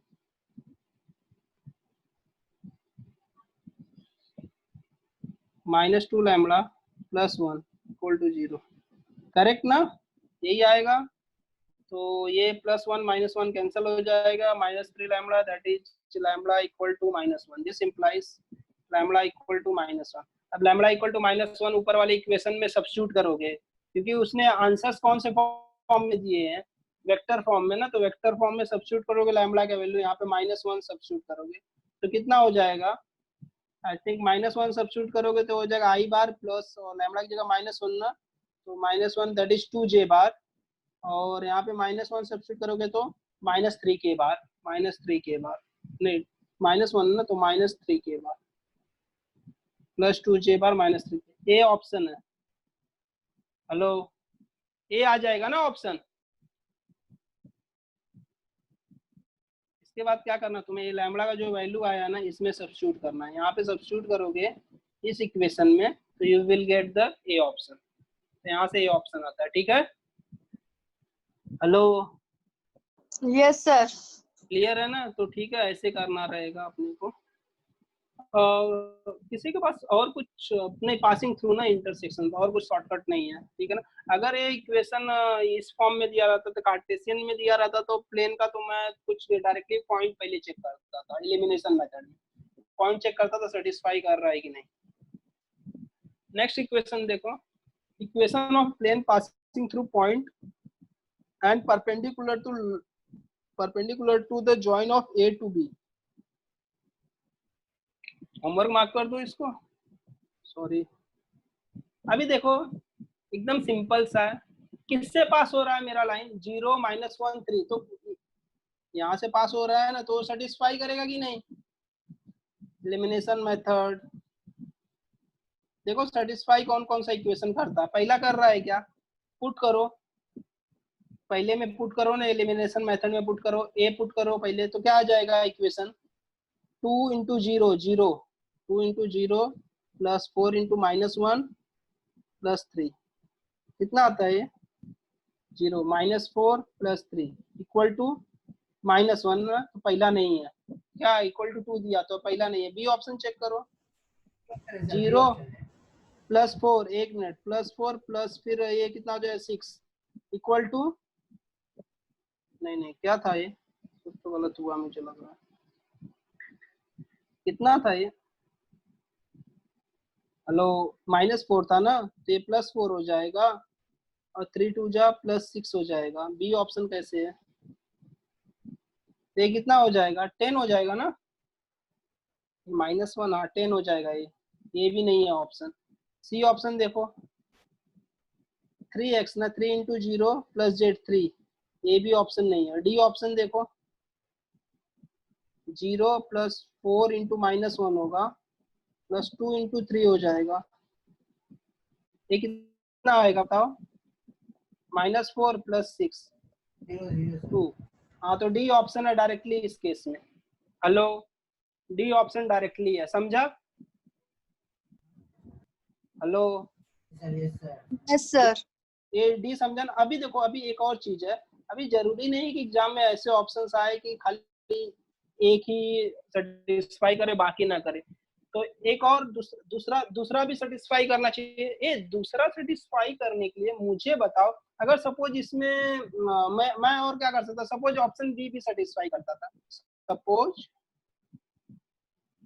ऑप्शन बी में कितना चाहिए था? ऑप्शन बी में 10 चाहिए था। सपोज यहाँ पे 10 दिया था, क्या दिया था? सपोज ऑप्शन बी वॉज कितना था? x minus 4y plus 2z equal to 10 था। क्या था? ये था 10। तो अभी बी भी तो सेटिस्फाई करता था कि नहीं? करता था ना? तो इस केस में बी और डी दोनों करते थे। अगर ये वाला ऑप्शन रहता तो बी एंड डी दोनों करते थे। तो अभी हमें फाइंड करना कि बी आंसर करेक्ट है कि डी। उसके लिए क्या करेंगे बताओगे? उसके लिए क्या करना पड़ेगा? सर ऐसा कर सकते हैं ना कि मतलब जो और डिस्टेंस निकालो। हेलो, एक मिनट। प्लेन क्या है? एक मिनट। प्लेन इज परपेंडिकुलर है ना, line join of A to B ना। तो ए बी बार निकाल सकता हूँ मैं। हाँ सर। ए बी बार क्या होगा? A B bar will be what? A B bar will be I bar, मैं डायरेक्टली कर रहा हूँ, प्लस 4j बार प्लस 2k बार। ये होगा कि नहीं? Yes sir. हेलो, और ए बी बार क्या है? A B bar perpendicular, that means A B bar is perpendicular to plane, that means A B bar is parallel to normal. Since AB bar is what? Perpendicular to plane na? Yes sir. Is perpendicular to plane, therefore AB bar is parallel to normal। Parallel to normal. अगर ये parallel to normal है तो plane का equation कौन से form में होना चाहिए? देयरफॉर इक्वेशन ऑफ प्लेन कैसा होना चाहिए? Equation of plane should be in which form? A B के आ जाएगा ना directly, x plus 4y plus 2z plus d equal to 0, इस फॉर्म में होना चाहिए। Yes sir. करेक्ट कि नहीं? और ये -4 आएगा क्यों? मैंने कैसे सब्ट्रैक्ट किया है? सही है सर, सही है। सही है सर, सही है। नहीं तो अच्छा प्लस ही था, करेक्ट, प्लस ही दिया हुआ है ना। हाँ तो करेक्ट, तो this will be your answer. समझा ना? तो इस फॉर्मेट से कौन सा मैच हो रहा है? खाली डी ऑप्शन मैच हो रहा था, बी नहीं मैच हो रहा है। करेक्ट, तो यहाँ से भी निकाल सकते हैं हम। क्लियर? तो मल्टीपल वेज से करने का, जरूरी नहीं है कि डायरेक्टली हम पूरा आंसर फाइंड करें। चलो ये वाला देख लो। ये वाले का क्या कर सकते हो? Equation of plane which bisects the join of this at right angle. अरे बाइसेक्ट मतलब क्या? परपेंडिकुलर मिल गया मेरा। ये बाइसेक्ट बोला है ना, इसका मतलब प्लेन कौन से पॉइंट से पास होगा? इसके mid plane is nothing but the mid point of this 2 points ना, लाइन जॉइनिंग दिस 2 पॉइंट्स। तो वो पॉइंट कितना आएगा? मिड पॉइंट कितना आ जाएगा? That will B -1। ऐड करो ना, 7 - 3 4 divided by 2 will be 2 and 12 में से 2 गया 5। करेक्ट कि नहीं? ये देखो, ये वाला किसको सेटिस्फाई कर रहा है? ये सेटिस्फाई किसको कर रहा है? चेक करो कौन से इक्वेशन को सेटिस्फाई कर रहा है। -4 5 2 10 और 35। आई थिंक पहला ही, और बाकी ये तो है ही नहीं। x = 3 है ही नहीं। x = y + z ये भी नहीं है, ऑप्शन है, खाली ये ऑप्शन है। तो डायरेक्टली मैं कर सकता हूँ। और अगर 2 सेटिस्फाई करता है तो उस केस में फिर से तुम्हारा वही मेथड हो जाएगा। अगर 3y कितना हो जाएगा? रुको, 6 मैं करता हूँ और 10, ये भी नहीं करेगा, ये भी नेगेटिव में आएगा। डायरेक्टली खाली एक ही सेटिस्फाई कर रहा हो गया यहाँ पे डायरेक्टली। समझ में आया क्या? तो है, एग्जाम में भी ऐसे ऑप्शंस आ सकते हैं तुम्हें डायरेक्टली मार्क करने के लिए, एक से ही हो जाए, तुम्हें चेक नहीं करना पड़े कि अभी बताओ, परपेंडिकुलर बोला था ना, तो ए बी बार क्या होगा यहाँ पे? अगर मुझे निकालना है पूरा तो ए बी बार क्या हो जाएगा बताओ? -8 आई bar plus B bar minus A बार कर रहा हूँ, माइनस जरूरी नहीं है, ए बार माइनस बी बार भी कर सकते हो। तो दैट विल बी 3 - 10 -10 हो जाएगा ना। Yes sir. और -14 के बार हो जाएगा। ओके, तो मैं बोल सकता हूँ कि डी आर्स क्या है, डायरेक्शन रेशियोस आर क्या, -8, -10, -4 और दैट इज 2 से डिवाइड कर दो, -4 पूरा -2 से डिवाइड करो ना, क्यों किससे, मेरे ऊपर है, मैं कुछ भी कर सकता हूँ। -2 से डिवाइड करूंगा तो कितना हो जाएगा, दैट विल बी 4, 5 एंड 7। अगर 4, 5, 7 डी आर से तो इक्वेशन किस फॉर्म में होगा, 4x + 5y + 7z + d = 0, इस फॉर्म में होगा ना। इस फॉर्म से कौन सा मैच हो रहा है, ये मेरा हो जाएगा प्लेन का इक्वेशन। और प्लेन कहाँ से पास हो रहा है, एक पॉइंट से पास हो रहा है, कौन से पॉइंट से पास हो रहा है, ए से नहीं, मिड पॉइंट से पास हो रहा है, इससे पास हो रहा था ना मिड पॉइंट से। तो देयरफॉर सिंस मैं लिखूंगा प्लेन पासेस थ्रू, किससे पास हो रहा है, मिड पॉइंट ना, तो मिड पॉइंट कितना था, -1, 2, 5, इससे पास हो रहा, तो ये सेटिस्फाई करेगा। 4 × -1 + 5 × 2 + 7 × 5 + d = 0 हो जाएगा, करेक्ट। यहाँ से अगर वैल्यू -4 + 10 + 35 + d = 0, तो d का अगर वैल्यू फाइंड करने जाओगे, हेलो, -10 30 45 ना, तो 41 हो जाएगा, करेक्ट। d = -41 होगा, बराबर। तो इक्वेशन ऑफ प्लेन कितना हो जाएगा, ये d = -41, इसमें सब्स्टिट्यूट करोगे तो 4x + 5y + 7z -41 = 0 ना, -41 = 0। और अगर राइट हैंड साइड में d को भेजना है, तो राइट हैंड साइड में भेजना है तो कैसा हो जाएगा, ये = 41, बराबर कि नहीं, आ गया कि नहीं हमारा आंसर वही, ठीक है, समझा कि नहीं मेथड, सर। All clear. चलो आगे चलते हैं, नेक्स्ट क्वेश्चन देखो। The equation of plane passing through is 0.1 - 2 and perpendicular to 2 planes. अरे दो प्लेन को परपेंडिकुलर है और एक पॉइंट से पास हो रहा है, तो पहली बात तो सेटिस्फाई करके देख लो ना। अच्छा, ये पहला सेटिस्फाई होता है, दूसरा पहला सेटिस्फाई होता है एलिमिनेशन मेथड, पहला सेटिस्फाई हो रहा है, ए यस पहला सेटिस्फाई हो रहा है, बी ऑप्शन -3 कितना हो जाएगा, -6 और +8, -6 और +8 2, ए भी सेटिस्फाई हो रहा है, बी भी सेटिस्फाई हो रहा है, सी आई थिंक नहीं होगा, -2 सॉरी -1 -2 -1 हो जाएगा, और 2 2 जा 4, ये नहीं हो रहा है, सी नहीं हो रहा, डी हो रहा है सेटिस्फाई, डालो -1 एंड 2 -2 -3 -5 हो जाएगा, और ये 4 2 जा 8, यस ये भी सेटिस्फाई, सी वाला नहीं हो रहा था खाली, क्या 4 वो भी हो रहा था क्या, यस वो भी हो रहा है, आई थिंक सी वाला भी सेटिस्फाई, यहाँ पे चारों ऑप्शन सेटिस्फाई हो रहे हैं, तो यहाँ पे तो एलिमिनेशन मेथड नहीं वर्क करेगा तुम्हारा, ठीक है ना। तो वी नीड टू फाइंड, यहाँ पे एलिमिनेशन मेथड फेल हो गया, ठीक है ना। तो अभी डायरेक्टली क्या है, टू प्लेन्स का इक्वेशन क्या होता है, देयरफॉर इक्वेशन ऑफ प्लेन क्या होगा, अभी मैंने बताया इक्वेशन ऑफ प्लेन क्या होगा, डायरेक्टली बताया था, x - 2y + z -4, देखो प्लेन का इक्वेशन ऐसे लिखते हैं, प्लस लैम्बडा टाइम्स क्या होगा, सेकंड प्लेन का इक्वेशन क्या दिया हुआ है, x + 2y - 2z + 4 = 0, this will be the equation of plane ना, hello, yes sir. Equation of plane passing through 2 planes, point of intersection of 2 planes का ये फॉर्मूला है, तो ये फॉर्मूला मैंने लिख दिया, अभी ये प्लेन कहाँ से पास हो रहा है, सिंस प्लेन पासेस थ्रू, किससे, कौन से पॉइंट से पास होता है, पासेस थ्रू -1 -1 2, तो ये सब्स्टिट्यूट करो यहाँ पे, -1 +2 प्लस z का वैल्यू कितना है, 2 है ना, 2 -4 प्लस लैम्बडा टाइम्स व्हाट, -1 -2 -4 + 4 = 0, ये तो उड़ गया, 2 2 4 4 से 4 गया, -1 प्लस नहीं होगा रे बापा, प्लस नहीं होगा, कितना हो जाएगा,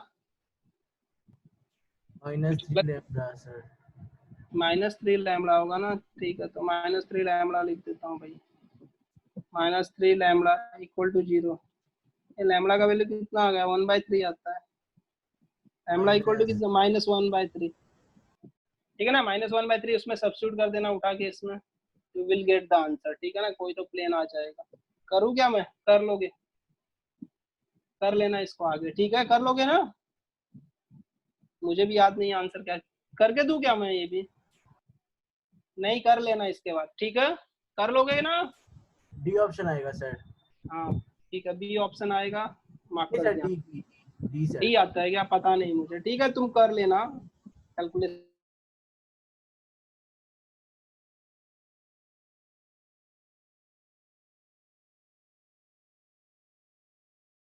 क्या दिया हुआ है, equation of plane passing through 2 points, 2 point से पास हो रहा है परपेंडिकुलर टू प्लेन, और एक तीसरे प्लेन को परपेंडिकुलर है।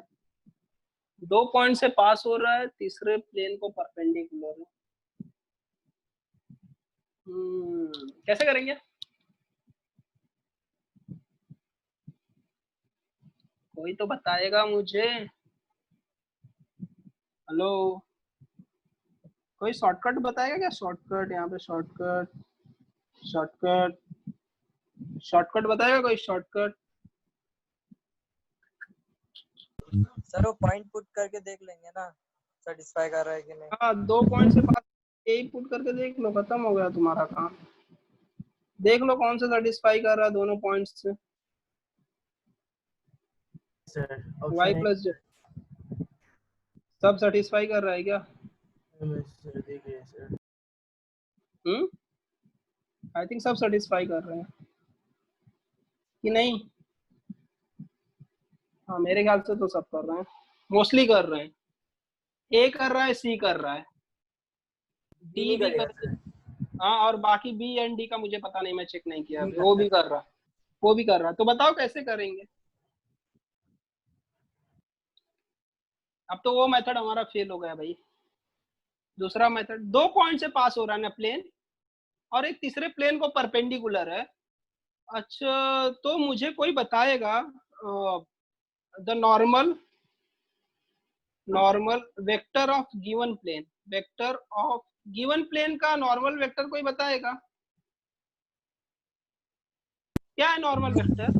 1 2 2 1 2 2 मैं बोल सकता हूँ आई बार प्लस 2j बार प्लस 2k बार, ठीक है ना। वो डायरेक्शन रेशियोस है बेसिकली उसके, तो मैं डायरेक्शन रेशियोस वो वेक्टर लिख सकता हूँ, करेक्ट ही नहीं। हाँ मैंने डायरेक्टली लिख दिया, मेरा मन कर रहा था लिख दिया मैंने। अभी जो ये जो अपना प्लेन है वो गिवन प्लेन को परपेंडिकुलर है, तो इसका मतलब कि ये जो वेक्टर आया नॉर्मल वेक्टर, उसका this will be parallel to plane. Yes sir. हाँ yes sir, yes sir. therefore this normal vector is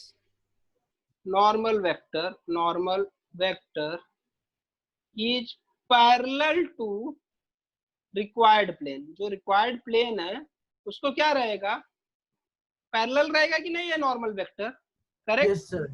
मतलब ये जो नॉर्मल वेक्टर था उस गिवन प्लेन का, वो अपने वाले प्लेन पे जो रिक्वायर्ड प्लेन है उसके ऊपर आके बैठा हुआ है, उसके पैरेलल है। अभी मुझे बताओ, अपने जो रिक्वायर्ड प्लेन पे 2 पॉइंट से एक वेक्टर ड्रॉ कर सकते हैं कि नहीं। Since point -1 1 and 1 and 1 comma -1 and 1 lies on required plane बराबर ए भी रिक्वायर्ड प्लेन पे लाइज करते दोनों point. Therefore suppose point A मान लिया इसको point, therefore A B bar क्या होगा, A B bar equal to कितना हो जाएगा, 2i बार -2j बार प्लस के 0k बार ना, ये हो जाएगा लाइज ऑन प्लेन। ये दो प्लेन पे लाइज करते, तो दो वेक्टर मेरे पास मिले। एक suppose n bar equal to मैंने लिखा था, पहला वाले को n बार लिखा था, ये n1 नहीं तो लिख दो, क्योंकि मेरा जो अभी रिक्वायर्ड प्लेन रहेगा उसका मैं दूसरा लिखूंगा, n1 बार है। तो n1 बार देयरफॉर हमें किसका नॉर्मल वेक्टर चाहिए था, रिक्वायर्ड प्लेन। रिक्वायर्ड प्लेन का नॉर्मल वेक्टर क्या होगा, n1 बार क्रॉस b बार होगा कि नहीं। हेलो, n1 बार क्या है, प्लेन को पैरेलल है, ab बार क्या है, वो भी प्लेन को पैरेलल है। अगर प्लेन को परपेंडिकुलर वेक्टर चाहिए तो वो कैसे मिलेगा, दोनों का क्रॉस प्रोडक्ट लेना पड़ेगा ना। हेलो, yes sir, समझा कि नहीं। Therefore normal vector of required plane क्या होगा, जो रिक्वायर्ड प्लेन का normal vector, required plane normal vector of required plane is n1 bar cross ab bar. होगा कि नहीं इस डायरेक्शन में, तो फाइंड कर लो ये क्या होगा। ये i j के क्रॉस प्रोडक्ट कैसे निकालते हैं, 1 2 2, और ab बार का क्या आएगा, 2 -2 एंड 0, बराबर कि नहीं। जब इसको सॉल्व करोगे तुम तो कैसा आ जाएगा ये, देखो मैं यहाँ पे पूरा एक्सप्लेन कर रहा हूँ, इसके लिए इतना टाइम लग रहा है, अदरवाइज एग्जाम में तुम फटाफट करोगे इसको। तो ये हो जाएगा 4 4i माइनस j, कितना होगा 0 -4 प्लस k टाइम्स कितना हो जाएगा, k का -2, हाँ -6 होएगा सर, आई थिंक -0 0 -4 नहीं करेक्ट है, कैसे 6 होगा, ये लास्ट वाला ना, -2 -4, यस वो तो कर रहा हूँ अभी। ये हो जाएगा 4i प्लस 4j -6 के बाद, करेक्ट कि नहीं। yes sir, हेलो, तो हमें नॉर्मल का direct, therefore equation of plane क्या होगा, इक्वेशन ऑफ प्लेन, अरे इसको मैं और छोटा कर देता हूँ, equation of plane is 4x plus 4y plus, sorry minus, मैं डायरेक्टली बोलता हूँ 4x plus 4y minus 6z plus d equal to 0। होगा कि नहीं बोलो। हेलो, और इस फॉर्मेट में मेरे को खाली बी ऑप्शन दिख रहा है, अगर तुम अपनी आंखें खोल सकते हो तो देखो ना, दैट इज 2x हाँ sir. Plus 2y minus 3z plus d by 2, d is a constant for me, जो हमें फाइंड करना, वो कैसे मिलेगा, d का वैल्यू 2 पॉइंट्स दिया हुआ है ना, दोनों में से कोई भी पॉइंट सब्स्टिट्यूट करके d का वैल्यू निकाल सकते हो। समझा कि नहीं। हेलो, जाग रहे हो कि नहीं, अभी तक सो गए, दोपहर की नींद आ रहे हो। हाँ सर, समझा ना कैसे करेंगे, हाँ सर, हाँ तो सर, ऑप्शन विल भी डायरेक्टली पूरा सॉल्व करने की जरूरत नहीं, पॉइंट डाल के डी का वैल्यू निकालने की जरूरत नहीं। समझा, चलो आगे चले, एकदम क्लियर है। देखो मैंने क्या बोला था तुम्हें, प्लेन का इक्वेशन निकालने के लिए खाली नॉर्मल वेक्टर को खोजो और एक पॉइंट खोजो प्लेन के ऊपर। यहाँ पे तो दो दो पॉइंट दिया हुआ था, नॉर्मल वेक्टर खोजने के लिए थोड़ा सा अपने को मेहनत करनी पड़ी। समझा मेहनत कैसे की है हमने, क्लियर। तो हर जगह यही दिया रहेगा, नॉर्मल वेक्टर दिया रहेगा, एक पॉइंट दिया रहेगा। नॉर्मल वेक्टर फाइंड करने के तरीके अलग हो सकते हैं, या तो क्रॉस प्रोडक्ट से आएगा या फिर डायरेक्टली दिया रहेगा, अभी वो डिपेंड करेगा कि प्रॉब्लम कैसा है। और एक तो दो प्लेन से पास होने वाला कंबाइंड इक्वेशन तो मैंने बता ही दिया है। आगे चले, चले आगे कि नहीं, yes sir, yes sir, चलो आगे बढ़ते रहो। देखो equation of plane passing through 2 points, अरे वो एलिमिनेशन मेथड में ये मर सकता है, अगर नहीं मरता है तो आगे देखो, parallel to Y axis, equation of plane passing through 2 points and parallel to Y axis. अरे इक्वेशन पैरेलल है ना, वाई एक्सिस के पैरेलल है, करेक्ट। तो पहले 2 पॉइंट से पास हो रहा है, कौन सा सेटिस्फाई कर रहा है। अच्छा तो मैं एक मिनट यहाँ पे मैं बोल सकता हूँ 2 पॉइंट से पास हो रहा है, तो पीछे पीछे वाला क्वेश्चन ही है ना। हेलो, यहाँ पे n1 बार देखो दिया हो तुम्हारा पैरेलल टू वाई एक्सिस, और वाई एक्सिस के पैरेलल अगर लाइन रहती है, पैरेलल रहती है, पैरेलल ना वाई एक्सिस के, हेलो पैरेलल ना, अगर वाई एक्सिस के पैरेलल उसका खाली जे कह पाता है कि नहीं, बोल सकता हूं मैं। हेलो, yes sir, ऐसा अज्यूम कर सकता हूँ एन बार इज डायरेक्टली जे का कांस्टेंट नंबर आ सकता है, यहाँ पे 2 आएगा, 5 आएगा, 7 आएगा, उससे मुझे कुछ नहीं लेना देना है। समझा कि नहीं। और जो वेक्टर है दूसरा, अगर मुझे ए बी बार निकालना तो ए बी बार क्या हो जाएगा बताओ, ए बी बार वो विल बी व्हाट, अगर मुझे आंसर निकालना है तो that will B 2i bar minus 8j bar minus नहीं प्लस 2k बार, ये हो जाएगा। देयरफॉर नॉर्मल वेक्टर क्या हो जाएगा हमारा, जो normal vector required normal vector है, normal vector will be what, n1 bar cross ab bar. Simply समझा कि नहीं है? बस वैल्यूज पुट कर दो, i j k, और j के लिए मैंने क्या सोचा है, 0 1 0, और b बार का 2 8 2, करेक्ट कि नहीं? i क्लोज कर दो 2 माइनस j। अभी मैं सेट वो ये वाला चीज नहीं कर रहा हूँ, एलिमिनेशन मेथड में भी शायद ये हो जाता था, -2, तो this will B 2i bar plus minus minus minus -2 के बार, ठीक है ना? तो मैं बोल सकता हूँ नॉर्मल वेक्टर ये है मेरा, देयरफॉर इक्वेशन ऑफ प्लेन क्या होगा, equation of plane will be 2x, j नहीं है यहाँ पे, करेक्ट ना?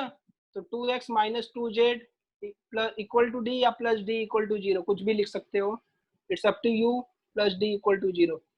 नहीं तो रुको मैं पूरा लिखता हूँ, कुछ लोग को नहीं समझता है। तो plus 0y plus, sorry plus नहीं रे बाबा, -2z plus D equal to 0 ना, therefore 2x minus 2z plus D equal to 0, 2 से डिवाइड कर दो, x minus Z plus D by 2 equal to 0। इस फॉर्म में x माइनस जेड ना, x माइनस जेड वाला एक ही है, C option. Hello, Yes, sir. समझ में आया क्या? आगे सॉल्व करने की जरूरत नहीं है, अरे डी कोई भी कांस्टेंट आए, x माइनस जेड खाली एक जगह पे दिया हुआ है। Hello sir. हेलो, समझा? सर समझ में आया? सर हम लोग ये भी कर सकते थे ना, अभी तो पैरेलल टू y एक्सिस है। करेक्ट, हाँ तो सर हाँ, इसकी वैल्यू 0 ही रहेगी प्लेन में, तो yes parallel to yes, y that axis is है the best method, that is the best method कि तुम्हें यहाँ पे देख, इसको सॉल्व नहीं करने की जरूरत थी। अगर देखो यहाँ पे देखोगे कि हमारा जो प्लेन है पैरेलल टू वाई एक्सिस है ना, हेलो, प्लेन अगर पैरेलल टू वाई एक्सिस है तो नॉर्मल वेक्टर क्या रहेगा, परपेंडिकुलर रहेगा उसको। हाँ, तो परपेंडिकुलर, अगर नॉर्मल वेक्टर हमारा परपेंडिकुलर है तो नॉर्मल वेक्टर y को परपेंडिकुलर है, इसका मतलब नॉर्मल वेक्टर से z वाला कंपोनेंट गायब हो जाएगा, और z वाला कंपोनेंट खाली एक से ही गायब है, सी ऑप्शन से, बाकी सब में z है। सॉरी, y वाला कंपोनेंट गायब होगा, y वाला कंपोनेंट गायब होगा, तो y वाला कंपोनेंट खाली c से गायब है, बाकी में है। यही ना पुनीत? हेलो, हाँ सर। क्लियर ना? तो हम लोग ऐसे भी डायरेक्टली आंसर मार्क कर सकते थे विदाउट सॉल्विंग दिस क्वेश्चन कि पैरेलल टू वाई एक्सिस दिया हुआ है, तो इसका मतलब क्या है, अगर पैरेलल टू वाई एक्सिस दिया हुआ है तो नॉर्मल जो है, नॉर्मल क्या है, नॉर्मल हमारा परपेंडिकुलर हो जाएगा वाई एक्सिस को, परपेंडिकुलर होगा तो फिर वो एडजस्टमेंट कर लेना। जो आगे चले, क्वेश्चन नंबर ए देखो, equation of plane passing through 3 points. अरे 3 पॉइंट से पास होने वाले प्लेन का इक्वेशन बनाओ। अरे तीनों को उठा के एक बार डाल के चेक कर लेना, एलिमिनेशन मेथड से हो जाना चाहिए, ठीक है? अगर एलिमिनेशन मेथड नहीं होता है तो एलिमिनेशन मेथड, या फिर मैंने डायरेक्टली एक फॉर्मूला दिया है ना, हेलो, एलिमिनेशन मेथड या फिर कोई एक फॉर्मूला, फॉर्मूला क्या था उसका, अगर तीन line, X minus x1, Y minus y1, Z minus z1, मत करते बैठो, ये मेरे ख्याल से करने की जरूरत है तुम्हें, x2 minus x1, x3 minus x1, y2 minus y1 and y3 minus y1, z2 minus z1 and z3 minus z1 equal to 0, sorry equal to double zero नहीं, एक ही जीरो है। तो ये वाला कर सकते हो, और ये फॉर्मूला अप्लाई करो, इसमें डायरेक्टली हो जाएगा। क्लियर है? चले आगे, Yes, sir. आगे चलो, देखो क्या दिया हुआ, अच्छे अच्छे क्वेश्चन है आगे। सॉल्यूशंस 9 देखो, if point P divides the join of A and B internally in the ratio 2:1, then equation of plane passing through P and perpendicular to line AB।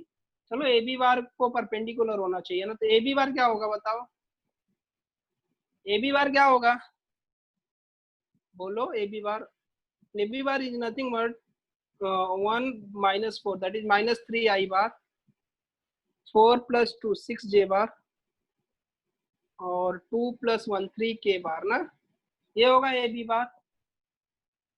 A B बार को परपेंडिकुलर प्लेन है मेरा, ठीक है। तो Yes, that sir. 3I bar + 6 J bar + 3 K बार। ये ए B बार को perpendicular, therefore normal vector हमारा क्या होगा,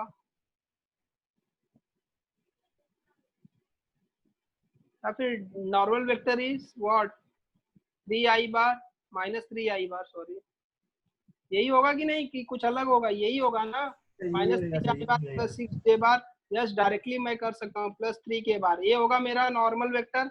अभी नॉर्मल वेक्टर Yes, तो sir. इक्वेशन ऑफ प्लेन कैसा होगा, इसी फॉर्म में रहेगा, that is 3x - 3x plus, therefore equation of plane मैं लिखता हूँ, equation of plane is -3x + 6y + 3z + d = 0। इस फॉर्म में रहेगा। इस फॉर्म में कौन सा है, अच्छा 3 से डिवाइड कर देता हूँ मैं, -3 से डिवाइड करता हूँ, x - 2y - z - d/3 = 0 है क्या इस फॉर्म में, x - 2y - z। ये ऑप्शन सर। खाली एक ही जगह है कि दो जगह है, दो जगह है, बी भी तो है।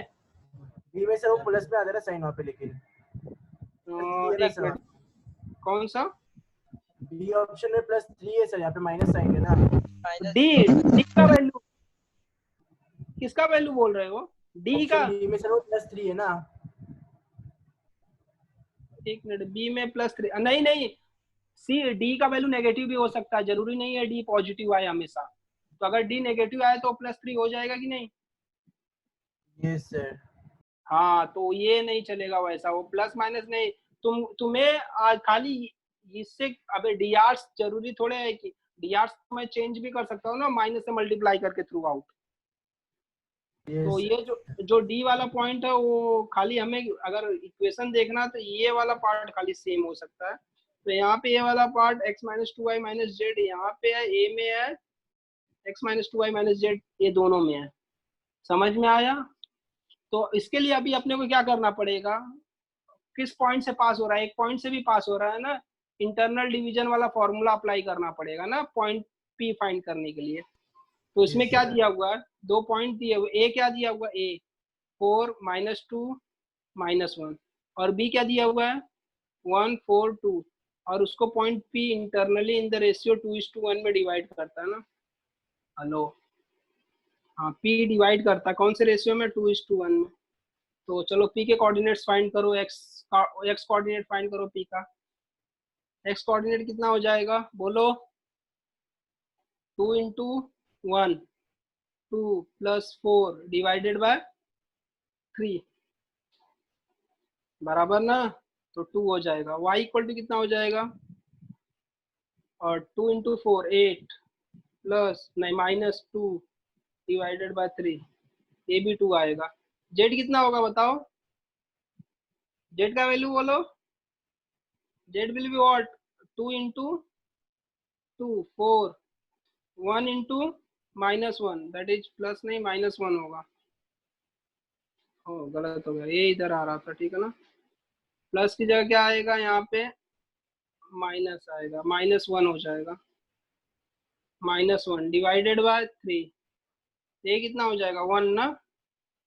अभी ये पॉइंट आ गया एक्स वाई जेड ना, देयरफॉर p इक्वल टू क्या आएगा, p 2 2 1, ये लाइस ऑन प्लेन ना, ये प्लेन पे है तो प्लेन की इक्वेशन को सेटिस्फाई करेगा। तो उसके अंदर सब्स्टिट्यूट कर देता हूँ इसको उठा के, अगर वैल्यू सब्स्टिट्यूट करोगे तुम, तो वैल्यू सब्स्टिट्यूट करोगे तो 2 आ जाएगा, -2 × 2 आ जाएगा, -z will be what -1 -d/3 = 0, equal to d/3 मैं करता हूँ डायरेक्टली। हेलो, -d/3 को इक्वल टू d/3 लिख देता हूँ यहाँ, ये कितना आएगा, मल्टी 2 2 जा 4 हो जाएगा। हेलो, 2 2 जा 4, 4 में से 2 गया -2 -3 हो जाएगा, -3 = d/3, this implies d = -9, correct ना। d = देखो d का वैल्यू नेगेटिव आया, d = -9, तो ये +9 इक्वल, सॉरी कितना आया -9 ना, तो that will be B option ही आएगा, करेक्ट, बी ऑप्शन ही आएगा, ये नहीं आएगा, बी आ जाएगा। d इक्वल टू -9 पुट करोगे तो ये बन जाएगा equation, this equation will be x minus 2y minus Z, और d का वैल्यू माइनस आया था तो that will be +3 equal to 0। ठीक है, चले आगे चले, ये करना रहेगा। इसका सोल्यूशन देखो 10 का, the equation a non zero vector parallel to a plane, parallel to plane this and perpendicular to vector, perpendicular to vector, ये परपेंडिकुलर, इसको अपना जो वेक्टर परपेंडिकुलर है तो इस, ओके ओके, पैरेलल किसको, प्लेन को पैरेलल है ना, प्लेन को पैरेलल है और एक दूसरे वेक्टर को परपेंडिकुलर है। जिस वेक्टर को परपेंडिकुलर है पैरेलल टू प्लेन दिया हुआ है ना, तो बेसिकली हम लोग क्या कर सकते हैं, डायरेक्टली देखो क्या दिया हुआ है यहाँ पे, नॉन जीरो वेक्टर उसने पूछा है, वेक्टर क्या होगा जो किसको पैरेलल रहेगा, प्लेन को पैरेलल रहेगा, प्लेन को पैरेलल रहेगा मतलब उसके नॉर्मल को परपेंडिकुलर रहेगा। A parallel to plane, parallel to plane means perpendicular to normal, और नॉर्मल क्या दिया हुआ है 3i, देखो ना ये होगा ना 3i प्लस जे बार माइनस के बार, होगा कि नहीं ये, अरे प्लेन का नॉर्मल यही होगा ना, और इसको परपेंडिकुलर है, इसमें से देखो कौन सा परपेंडिकुलर है, कौन सा वेक्टर परपेंडिकुलर आएगा, तो एक एक करके चेक कर सकते हो कि नहीं, हेलो, चेक कर सकते हो कि नहीं परपेंडिकुलर जब इसको रहेगा तो, कि नहीं, sir yes sir, yes sir. ऐसा कर सकते हो, तो परपेंडिकुलर देखो कौन सा आता है, ये ऑप्शन देखो, तो ये ऑप्शन में क्या हो जाएगा, 2 इंटू 3 6 हो जाएगा, माइनस 7 इंटू 1 हो जाएगा, -1 इंटू -1 ना, सॉरी प्लस -1 इंटू, ये आएगा क्या 0, ये not equal to 0 I think, 3 2 जा 6 है, 6 -7 -1 नॉट इक्वल टू 0 है ना, ये नॉट इक्वल टू 0, तो पहला ऑप्शन नहीं है, खत्म हो गया पहला ऑप्शन। सेकंड ऑप्शन देखो, बी वाला मल्टीप्लाई करो, 6 -14 प्लस 1, ये 6 -14 नहीं होगा, सॉरी 6 -7 होगा, 6 -7 प्लस 1 इक्वल टू 0 आ रहा है ना, हाँ तो ये एक सेटिस्फाई कर रहा है। सी ऑप्शन देखो, एक पे रुक नहीं जाना है। इसके बाद नेक्स्ट देखो क्या दिया हुआ है, 3 2 जा 6, इसका और इस, एक मिनट, कैसे निकाल रहे हैं हम लोग, परपेंडिकुलर मतलब ये और इसका प्रोडक्ट क्या आना चाहिए, डॉट प्रोडक्ट 0 आना चाहिए ना, तो वही कर रहा हूँ मैं। 6 हो जाएगा, 3 2 जा 6 प्लस 7 प्लस 1, ये 0 है, नहीं है ये भी, तो डी ऑप्शन देखो क्या है इसका, और लास्ट वाले का देखो, आई थिंक ये भी 0 आएगा क्या, माइनस में हो जाएगा 6 प्लस 7 -1, ये भी नहीं आ रहा है ना, तो option will be what, B option है तुम्हारा डायरेक्टली, बस इतना ही। अगर ये सेटिस्फाई होता है तो दूसरा एक और दिया, इस वेक्टर को भी परपेंडिकुलर i प्लस 2k, तो i प्लस 2k के साथ भी डॉट प्रोडक्ट लेना है, तो लो देखो उसका आ रहा है क्या 0, b का डबल कंफर्मेशन के लिए लो, तो 2 इंटू कितना होगा 1 माइनस प्लस, सॉरी j वाला तो है ही नहीं, j वाला पार्ट 0 हो जाएगा, प्लस 0 इंटू -7 प्लस 2 इंटू -1, कितना आएगा आंसर, 2 प्लस 0 -2 इक्वल टू 0, मतलब इसको भी परपेंडिकुलर है, सेटिस्फाई किया ना सेकंड वाला भी, कि नहीं, यस सर। तो ऑप्शन विल बी बी, ठीक है ना, प्लेन के उसका जरूरत ही नहीं है। नेक्स्ट क्वेश्चन देखो, the equations E1 E1 and E2 are the 3 planes, then क्या ये तीनों पैरेलल है, ये पैरेलल है तो उनके नॉर्मल वेक्टर्स प्रोपोर्शनल होंगे ना, ये क्या प्रोपोर्शनल है, देखो ना नॉर्मल वेक्टर्स क्या होंगे, नॉर्मल वेक्टर्स आर, और नॉर्मल वेक्टर्स आर अगर suppose E1 and E2, therefore E क्या होगा बताओ, 2i, सॉरी i